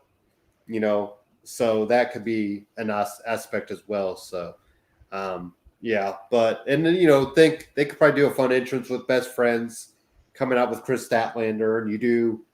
I'm kind of hoping Britt maybe does the Chicago Bulls, the old Sirius yeah, song.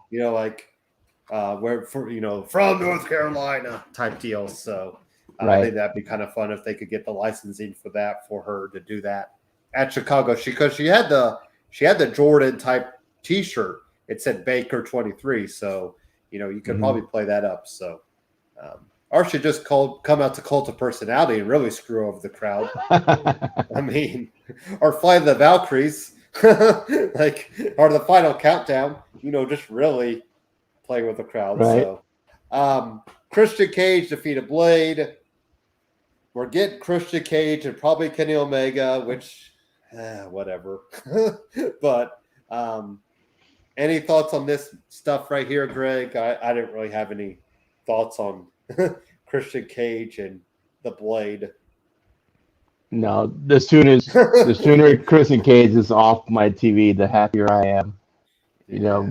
He hasn't been relevant when he's not standing next to Edge in a long time, and this is not that time. So, how about this? The two guys from Everrise.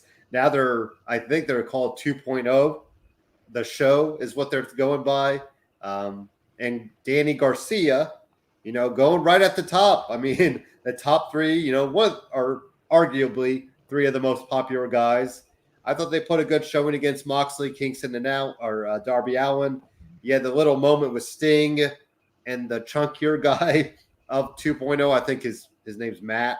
I always forget what their names are, but you had that little moment. And then there's that screenshot at the end of Moxley and Kingston and Sting, and Sting's like doing the two sweet sign up. People I think joked like, this looks like three dads out on the town or something like that. Like, Nate or people, people always say, name this band. And I'm like, that's the Police, the Police 2.0, something like that. So any thoughts on 2.0 and Garcia versus Kingston, Allen, and Moxley? Yeah, I saw a headline that WWE veteran tag team shows up on Dynamite, and you start racking your brain to say, okay, who?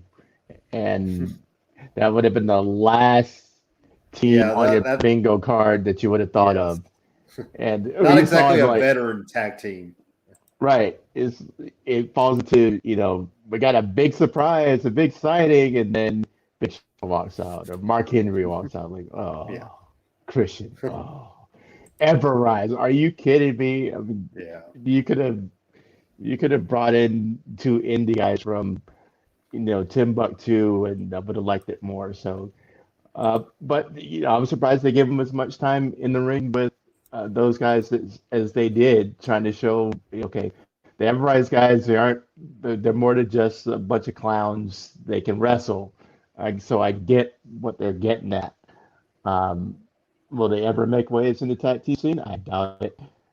But let them live on Dark and try to do something with their lives. But yeah, I could have gone the rest of my wrestling life without ever seeing Everrise again. Well, and I finally looked up their real name, or their names now they're going by, and it's Matt Lee and Jeff Parker. So you talk about Matt and Jeff, like two of the most simplistic names.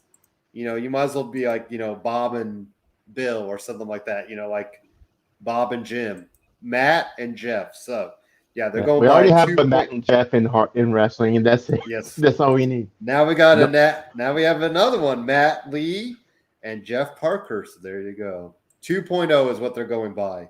It says they've joined the company, but I still don't know if they're, like you said, enhancement talent signed, or if they're legit. Like, we haven't seen the 2.0 dissolve it yet. So, and finally, welcome to WCW Monday Nitro, featuring Chris Jericho and Juventud Guerrera in 2021 with Tony Schiavone. All we needed was the NWO to come out and take out all these guys, right? And Bischoff yelling up at them. But this was a slow match, and we got the Judas effect off the top rope, and then it was done. But this match was hot garbage. Not pretty, as they say. Not a work of art.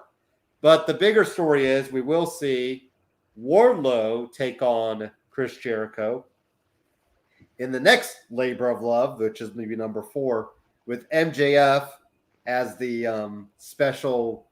Did he say referee? Because I've been seeing people say he's going to be outside the ring, and then I've seen people say he's going to be the referee. So he's going to be part of the match. Which does Jericho lose that match to kind of screw up the plan that we got to go another route for Jericho to get MJF, Greg? The announcers jacked it up. All MJF said was that his next match was Wardlow, and he was going to be coming down, or he was going to be in his corner. And then the announcers immediately went into, how fair is it that he's going to be the special referee? And like, nobody said special referee. Okay. Because we were listening for that, or I was listening for that when he was, because, there's always a spin on it. And the spin was simply that I'm going to be at ringside. Not as with a referee shirt, not anything like that. But the announcers immediately went into, how is he going to be the special referee if he's a special referee? It's like, nobody said that. So I think somewhere later in the show, they corrected that. But for a while, they were stuck on the fact that MJF was going to be the referee. So that's not what it is. It's just he's going to be at ringside, sure, to, help him cheat or whatever. But it's a one-on-one with a neutral referee in the match. So, Do you think Jericho loses it, or does Jericho win, and then we get to the 5th one? No, Jericho will win. We got to carry out the labors to the end. He'll find some way to, keep top the Wardlow and MJF, and get a roll up or something like that, something quick, and get to Labor 5. But determine that MJF is Labor 5, or he has to go through 5 things to get to MJF. Exactly, because that's what I was wondering. Like, we went to the Pinnacle well for Labor 4. Do we go outside that well for Labor 5, or like you said, is it finally getting to MJF? And I thought, well, we still got about a month out, so if Jericho lost, maybe you do have to try to have him go through some more hoops to get to MJF. So either way, it's going to be interesting to see how they play this next Labor of Jericho out. So that's. Is there anything that you wanted to bring up from AEW? That's kind of what I had on my list of things to talk about. Could potentially be related in the sense that we didn't release this at the beginning of the show, but we missed that Ric Flair was released from his contract. Does he show up there? That's what makes me curious, because you could have on one episode of Dynamite Ric Flair, Arn Anderson, Tully Blanchard. What's Mongo Michael doing right now? What's Lex Luger doing right now? Actually, he has ALS, so Mongo's in a rough place. But they said who? Well, didn't they have somebody was a side member of the Four Horsemen? Right. Where's Barry Windham? Wasn't Dean Malenko in for a hot minute? Yes. Well, you can have Bray Wyatt because he's named after Windham. So Rotunda, he's IRS, but Ric Flair. Yeah, I guess we should have mentioned the Ric Flair because to me, is it a big deal? No. It's Ric Flair. No. He could end up showing everything. And he could end up showing back up next year. We don't as long as Charlotte's there, Ric Flair is going to be there. Or Ric Flair always has I'm sure there's we're just going to change the lock on you tonight, but we'll give you the key in another day. Come on. Did you see that he played it up like he wants to do other things? He wants to do a wine line, and he wants to do another show. He wants to do whatever. Like, Yeah, but I just thought it would be really an interesting put him moment with to have. Andrade. Put him with Andrade because that would be Oh, there you fun. go.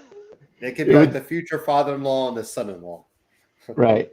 But it would just be really funny to have Rick, Tully, and Arn Yes, in the at ring some together, with next. Tony Schiavone standing in front of him holding a microphone. Yes, I mean, exactly. That's hello. old school. Maybe they could give Schiavone his old mustache back from those. There's a couple episodes of what Saturday Night the Saturday Night Show where he was rocking the mustache back in the day. So, yeah, but yeah, Ric Flair, whatever. It wouldn't surprise me if by next year he was back, like Royal Rumble. Oh, yeah. I mean, you feel like you'll just work out something, but yeah. But yeah, him and Andrade. Like if Andrade would have said he brought in Ric Flair over Chavo, that's when I would have been like, oh, that's Yeah. something, not Chavo or Vicky, But if it's Ric Flair, okay, now we're maybe Ric Flair could have the little necklace that Andrade wears, with the luchador mask. So yeah. But let me check on Twitter. Nope, no releases yet. Good. Okay. we're still good.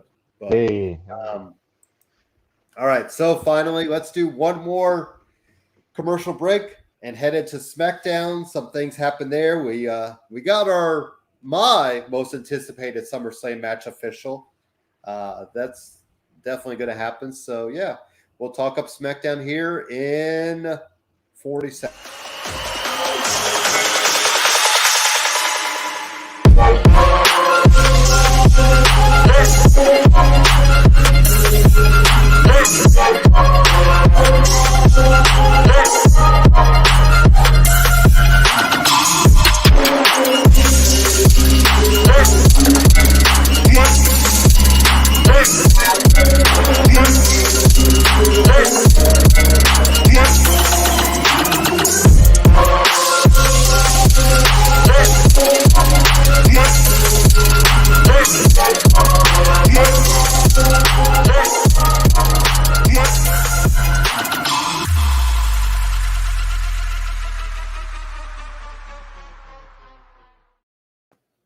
So we start off the night with Sasha Banks back.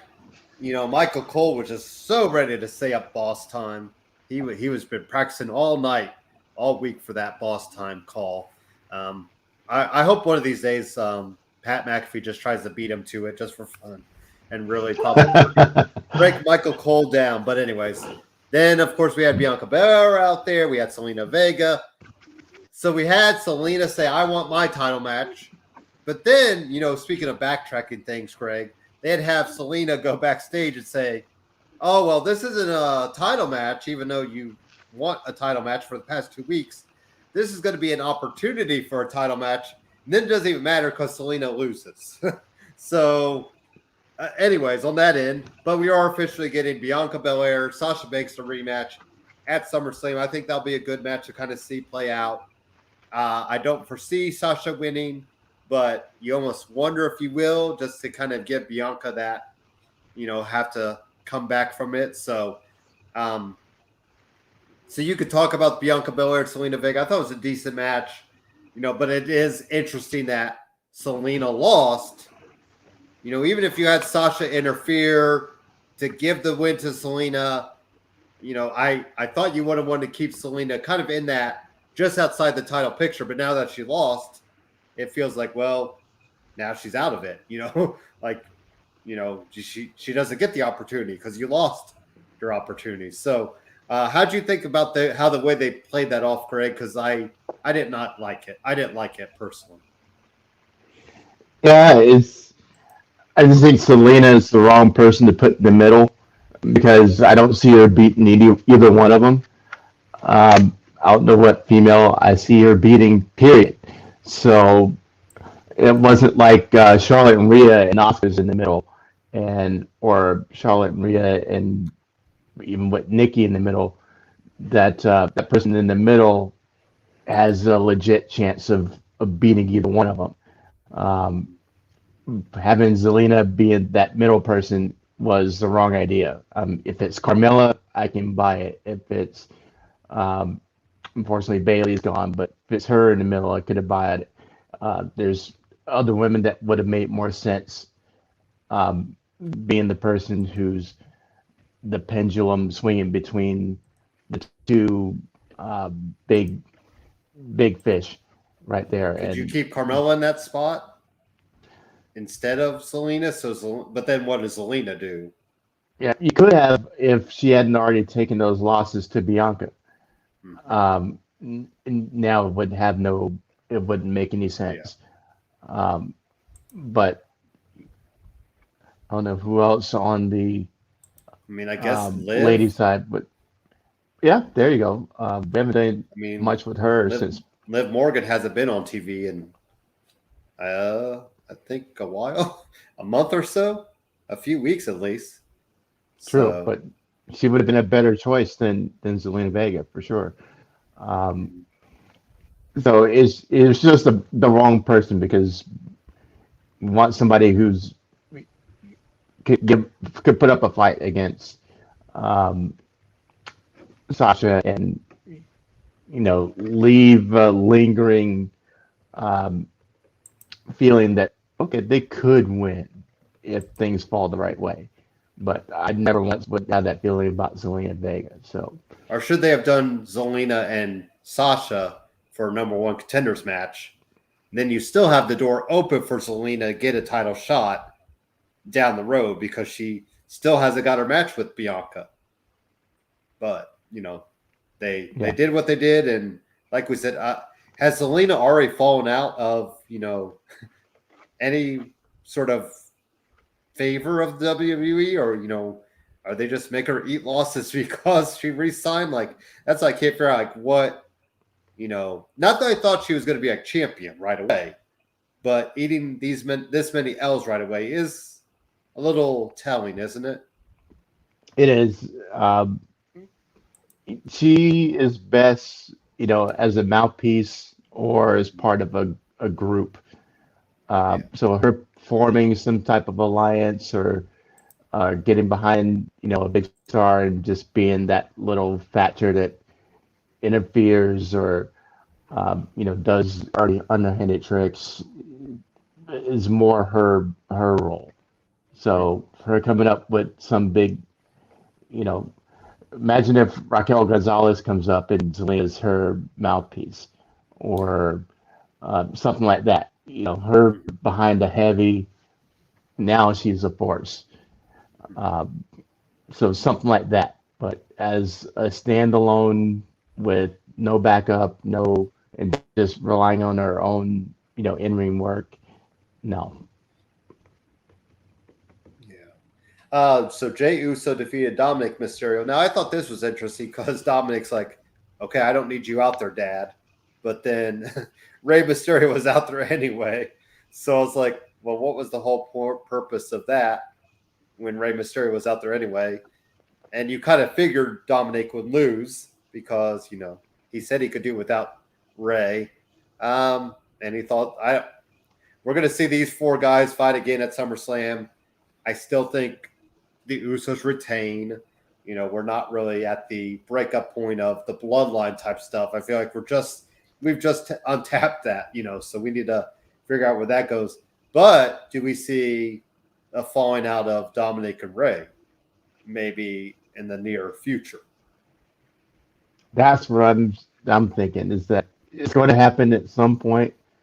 So you may as well do it big at SummerSlam, and the rest of the Legado comes up, and there you got your faction.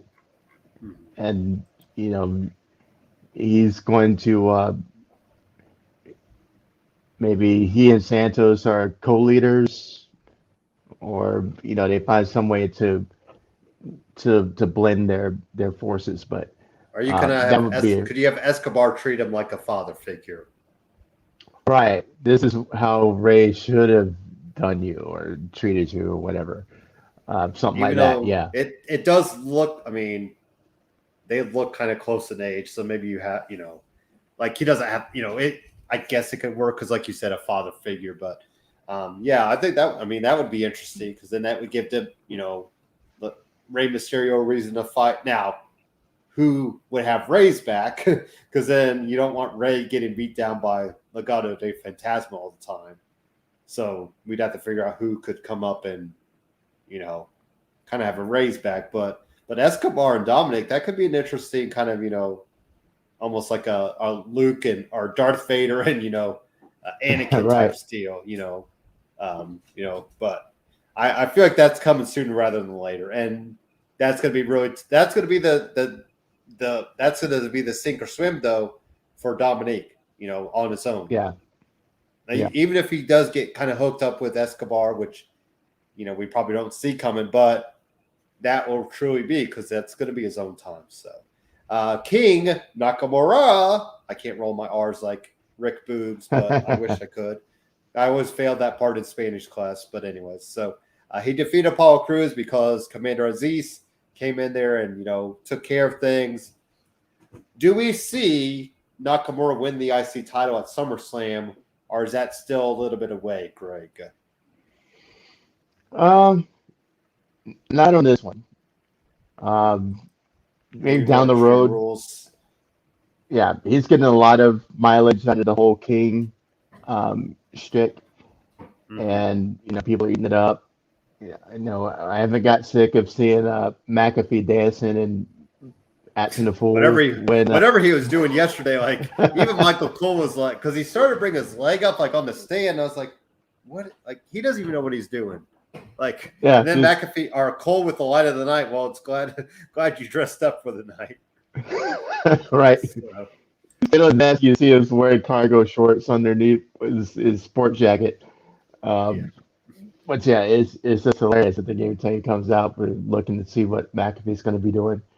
McAfee is growing on me more and more each week. So I think that's kind of the thought of the universe as well. So. I don't think they haven't shackled McAfee yet. So, right. But I think I think it was a smart move to put him with Michael Cole because they're probably thinking, well, this is your kid. This is your. If he fails, it's your fault. We're going to let the shackles off, but it's all on you. Like whatever happens. So, how about Tegan Knox defeated Tamina?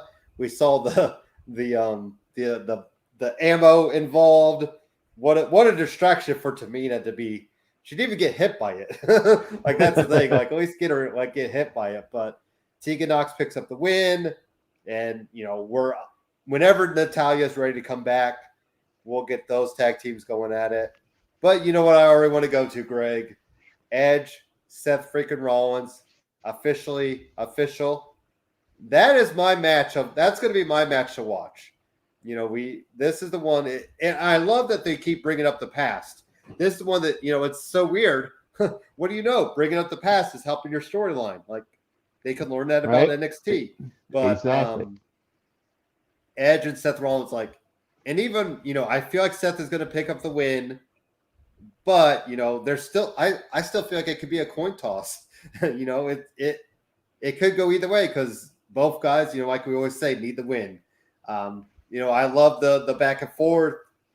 I thought maybe, and I love Seth bringing up, well, you're a dad and I'm a dad. I think that was I just ooh, even the crowd's so I think, if we could bring up Becky and Beth into it at some point, that would be, I know I don't, we normally don't love, couple type matches, but I feel like Becky and Beth are both on a different level.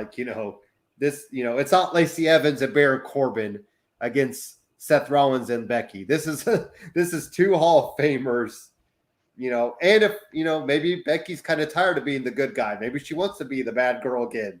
So, who knows what her and Seth as a power couple on TV could be like. So, I would love to see that Royal Rumble time, if we could do that type of deal, Survivor Series. I don't know, but, I think that could be fun. So have at it, Greg. What do you think about Edge and Seth Rollins' verbal war going back and forth? Yeah, it's great promo, and I guess it's a good thing it's WWE history and not NXT history because it wouldn't have got mentioned. Um, so just great back and forth. I expect we got 2 more weeks of it before the match goes down. Um, and I agree with you. This should be a 5-star match with these two, and you don't know which way it's going to go. Um, they're both, right at the top of their game right now. Um, Edge has worked out the kinks in his game. He's been looking solid in the ring. Seth is Seth, and they just work so well off each other. It's amazing. So uh, it's going to be one of my top 3 matches to watch on SummerSlam also. So agree with you Will Edge 100%. take a buckle bomb from Seth Rollins? I bet he will. He won't take the I feel like stomp, he but he's going to will. take the buckle I bomb. mean, that's the best test of. I hate saying it, like that's the best test of your neck, I guess. I mean, don't ask Sting about it, but like that's Mhm. that's an interesting thing there. So, Street Profits defeated Dolph Ziggler and Robert Roode. Just in case, Greg, you wanted Dirty Dogs gear, it is officially official in the shop. They have a shirt for sale. So for Christmas, you might be getting a special shirt from me. Oh, Because by then hey. it's gonna be half off, I'm sure by then. So, no, it might, but the Dirty Dogs. Any thoughts on this? I mean, I guess it's a way to get the Street Profits kind of slowly working their way back up with um the Usos. Sorry, I had a brain freeze on the tag team champions. I was like, that's what happens when you win on a pre-show, I guess. Yeah. You kind of forget. Because I was like, well, I know it's not the Mysterios because Ray doesn't have the title on around him. So I was like, well, who's the tag team champs? Yeah. So I guess, we might get the Street Profits and Usos down the road for the titles. I mean, you could probably do Ziggler and Rude if you want, but now that they have official merchandise, I mean, any thoughts on Street Profits and the Dirty Dogs? Yeah, I was thinking that they took their team name away when I just saw DZ and the RR on the Tron, but they turned around. They had official jackets. Um, but I'm happy to see my guys, the Street Profits, back on um, after they worked out their injury issues. Um, but yeah, they need to get them back into the ring with the Usos, and SummerSlam is probably too soon because because they're finishing off the Mysterio business. Yeah, But yeah, I would say maybe like during the fall. yeah, And I gotta share this. Hopefully, it'll come up. WWE Shop.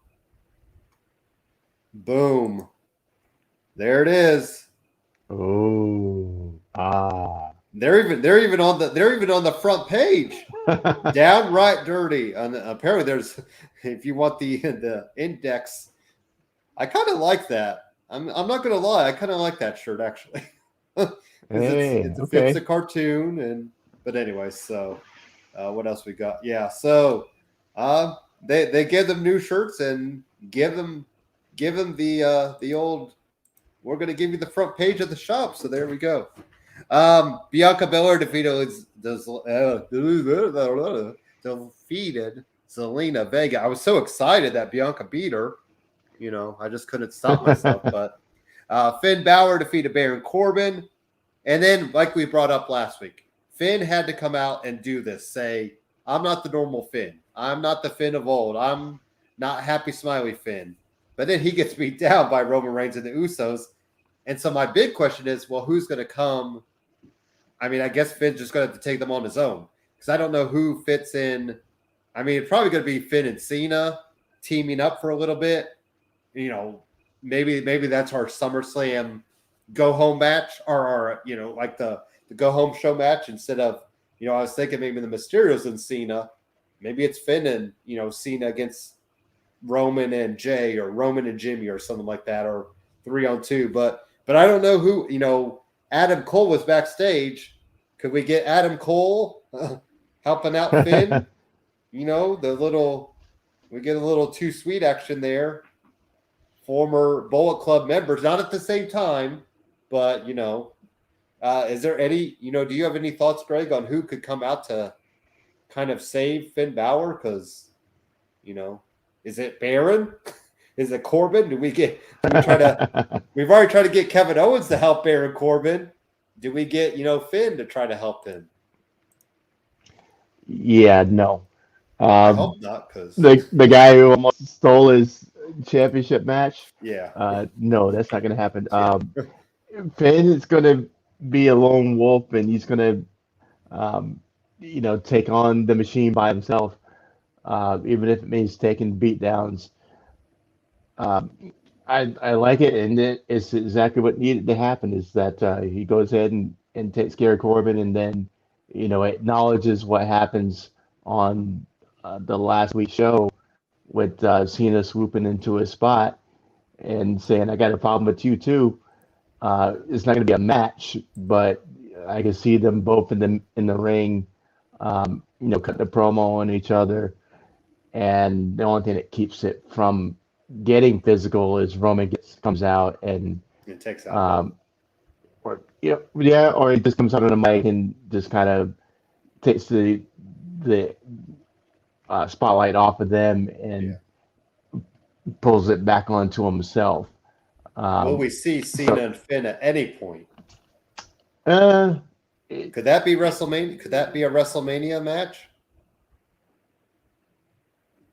It could be. Do we see Cena longer than 6 months in the business right now? Well, he doesn't. He could come back at Rumble time and build up. What if it'd be really screwy if Cena eliminated Finn at Royal Rumble, and then you really have. Well, there you go. You took my contract and you took my Royal Rumble. I want you at Wrestle. Type deal, but there was somewhere else I wanted to go, but now I can't, of course, remember my train of thought. But yeah, well, I think we're going to get Finn and Roman at Extreme Rules. Yeah. And I wonder if that will be the TLC. I think that could be a TLC match. Yeah. And do we think that Finn could be the guy to take it off of Roman? No. I would love it, but I don't know. I don't know who I see taking the title off Roman, honestly. Because I feel like Big E is more like I said earlier, I wonder if the Big E towards Roman is just a red herring, like a decoy. Yeah. And but like I said, I don't know who. I've seen people say it could be Drew. You'd have to circle back sometime, maybe Drew wins would people probably be over Drew winning another Royal Rumble though? So it almost take Drew getting drafted to SmackDown or, somehow, Elimination Chamber or something like that. But I don't know who I see taking off Roman, right? There's, I still, Cesaro was out there and I thought, even if you did a one-time thing and Roman wins it back the next week, I thought that could have been something, but I don't see Finn doing it. It's not going to be Cena, is it?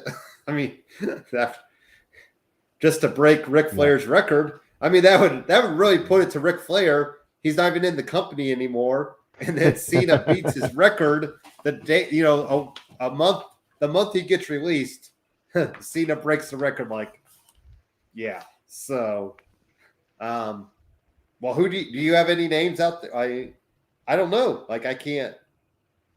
Yeah, I kind of agree with you that it's going to take the roster shakeup to put his next challenger in line. Whether it's bringing Drew over, what makes sense because Drew's he's back at the bottom of the barrel on Raw, and he has history with Roman anyway. Yeah. So they had the one match that But you almost feel like it they needs to need be to run somebody back. who needs that big win over Roman. Like Mhm. like a Big E or Cesaro. Like, I mean, is it Seth? I feel like Seth is like undercurrent. Like he's just rolling along, and you feel like he's gonna sneak into that title picture. And does he healed up? But I feel like people would cheer Seth to win the title. But does he healed up even more to win? To beat Roman, because that's what it's going to take. It feels like it's going to take something like that. So could it be Seth Rollins? Of everybody on the current roster right now, Seth makes the most sense. Mm-hmm. Is every week, they have the history to work off of. They have Seth at his heel best right now. Just he's car salesman slimy right now, and it would make the most sense out of anybody who's on the roster right now, um, And that's why I was surprised Seth including didn't win the Biggie. briefcase. Like, because the briefcase is the cheapest way to win, a cash in type deal. And he can rub it in Edge's face saying, I did something you couldn't do. Yeah, So, and who knows? Maybe we get Seth and Edge too at WrestleMania. Maybe Seth takes the title off Roman before then. Because you could get Seth and Edge at WrestleMania for the title. I mean, if people don't care that that Edge is getting another title shot by then, but yeah, I think it's Seth Rollins. Honest, that's because like I said, I keep thinking Big E on SmackDown is just a big old decoy to get it off Lashley or Goldberg if Goldberg would somehow beat Lashley, by some hand of God. Maybe we could get the moist stick out there or something. I don't know, but what a cheap way for Lashley to lose his title like that. So, yeah, well, Seth Rollins is the big name. I mean, I would love to see Finn do it. Finn deserves a legit title run too. yeah, Not being injured, not giving it up. I mean, but I still feel like Finn is a little bit away from totally having that momentum that he had. Even though, back then they built it up in 3 weeks. He debuted, beat Roman on that Raw, and then was in the title picture against Seth. So, you could do it, but for Finn's sake, I think I'd rather build a slow, a good Royal Rumble run, and then, maybe he finds himself in the title picture again at WrestleMania or something like that, or but I do see Finn and Roman at Extreme Rules, maybe TLC match, just to kind of let Roman have all his tools, at his disposal. And then I think Seth kind of sneaks along and just picks up wins. And then before we know it, Seth, because you also got to remember Seth keeps ringing up. He asked for that title match against Roman, and Edge swooped in there and got it. So, yeah. I love Paul Heyman's line, by the way, of the contract thing still not being void because, yeah, what if we took out Tom Brady, or what if I took out Stephen Curry and wrote Stephen Adjemi and got my $200 million contract? You might not see me Right. on this show anymore, Greg. I would say that, or I might be broadcasting live from a unknown location. But Right. I mean, yeah, I could just put, because me and Stephen Curry, even though I go by Steve and we spell it the same, so heck, just make Stephen A instead of Stephen C, and I could have his second. That we're not a basketball show, but isn't that crazy to think his second $200 million contract? I think I know between the that's both of insane. us, I feel okay saying this. We might not even have a one $200 million contract between the two of us, Greg, in our lifetime, and he earned a second one. I mean, to talk about a career out of Davidson, like Right. who would have thought? But anyway, congrats to him. I'll say that. I'm jealous of him too. But anyways, and he has Subway commercials, so he's got even endorsement money. So Right. But holy moly. yeah, there was some guy that said he didn't even touch his contract money. Was it Marshawn Lynch or somebody like that who said they never touch their contract money because of the endorsement deals? Like they could literally have their endorsement deal to make their living, and they didn't even need to touch their contract, which, Yep. you know, Marshawn Lynch and JJ Tubi, Watt did the same thing. where are you? Tubi, we want you to sponsor us.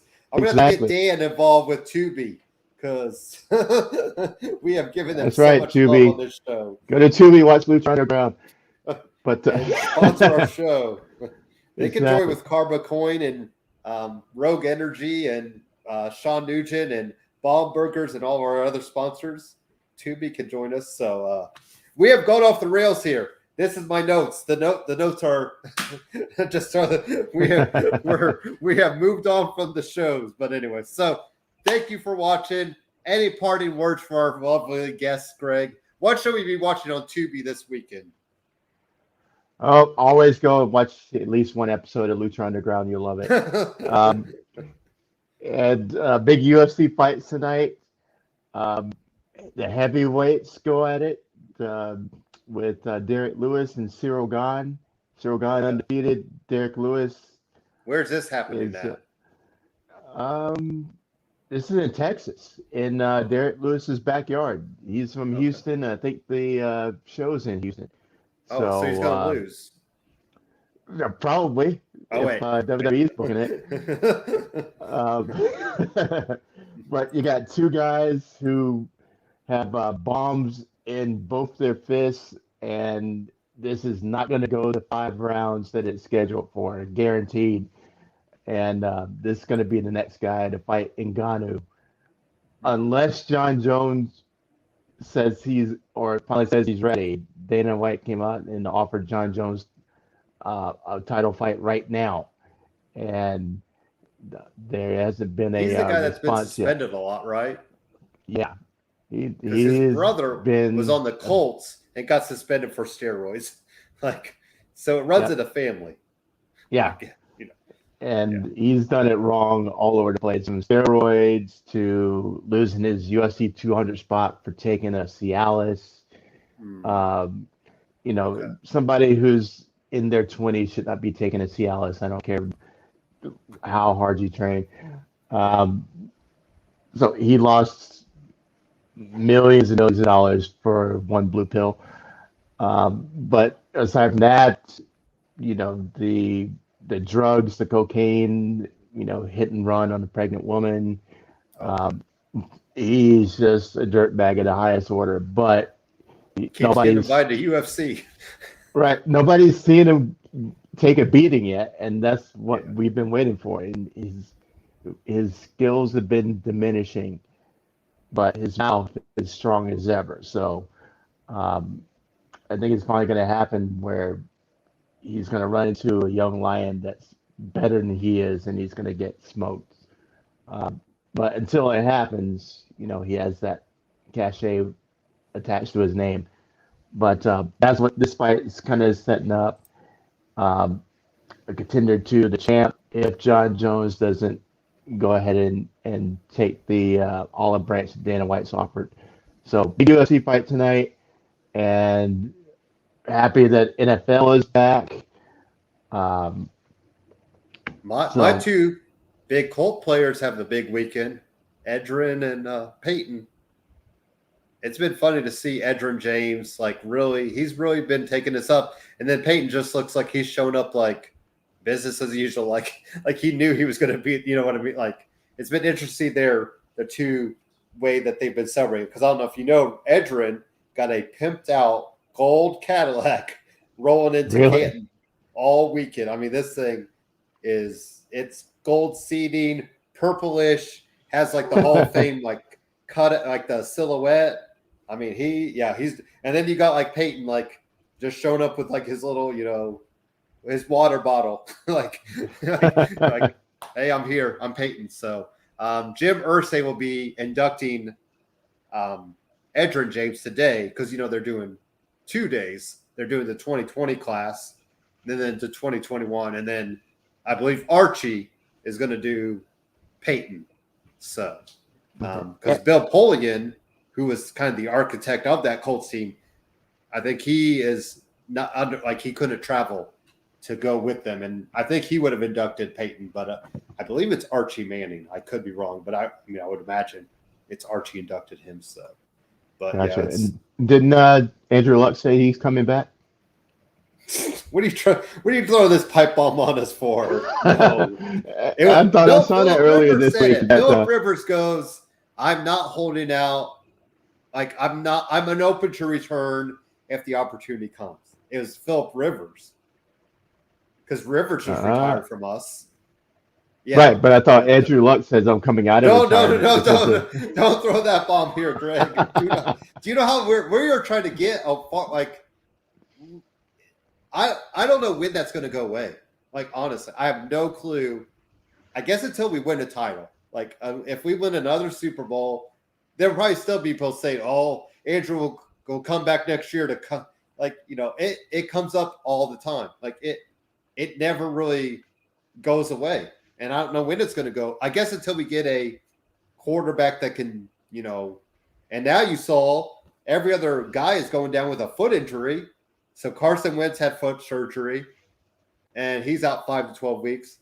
Darius Leonard, who's Quentin Nelson, who's the, killer offensive lineman, the same foot, the same surgery the next day, like had the same 5 to 12 weeks. So I'm like, is Rex Ryan in the building? Like, is he messing with our feet? I mean, I know he loves feet, but I thought he loved them. I didn't think he forgot hated about them. that. So, whatever. But yeah, and then they said some other guy had like foot issues. Like, I'm like, what? Do they need to be practicing on bubble wrap? Like, so yeah. But Philip Rivers, I mean, he said he would come back for the right situation. And I'm thinking, that's my guy. I love PR17. You might need him for, 5, well, not 5, we might need him for a few games. But, and now you got to think the preseason is only 3 games. So, I mean, they're saying Wentz could be available by the first game. I'll believe it when I see it because, like we said, surgery. I mean, on your foot as a quarterback, like that can't be. And it was already an injury that he had. So, yeah. But anyways, yeah. Yeah. No more Andrew Luck bombs in the middle of the. Yeah, you get the Colts caller on talk show radio saying, "Well, I heard from my cousin down the street that works at St. Elmo's that saw Andrew Luck having dinner with Ursay," and then you get that. So it's like Ferris Bueller. I saw him pass out at 31 Flavors last night. So, but heck, I'd probably take Peyton over Andrew Luck. But anyway, with Peyton's weak ass arm and neck. So, but anyways, congrats to all the Hall of Famers though, and like I said, it's a cool moment to see Edgerrin James because I don't think Edgerrin James gets a lot of love for what he had a short career. That's he was like the Barry Sanders, but he was so in his prime. I mean, luckily he got that one Super Bowl, because if he doesn't get that Super Bowl, I don't know if he does get the recognition that he has earned. At least Peyton got the second one with Tampa or with I started to say Tampa, Denver to help him, solidify his career. I mean, then again, if Peyton doesn't get, that first ring, does he get in the Hall of Fame? I mean, I think he does eventually, but, now he's a first ballot. It doesn't matter. I think even if you're on your last try and you get in, like you're still a Hall of Famer. So. Right. Can't be the WWE and just have Vince say, hey, you're going in the Hall of Fame. We got to have a bunch of people voting on it. So, anyways, enjoy the Hall of Fame. So, thank you for watching. As always, fun times. We are 2 weeks away. We already got Brittany. I sent her the SummerSlam preview. I was like, here, start doing your research. So she's going to help us predict these matches. Hey, shout out to Brittany. I know. I don't know if she'll do NXT. We might just keep her on. I was like, I don't know if I want to give her a lot of homework, especially being a combat fighter. She might be, prepping for a fight or whatever. But and then I believe we'll have my friend Jay on from Talking WWE with Jay Days. So we'll have a 4-person panel hopefully for that. Did you see Rampage is going to have a 4-person booth for those episodes? I did see that. That's a lot of voices. especially when you have unnecessary voice. Big Show, Mark Henry, Excalibur, and Chris Jericho.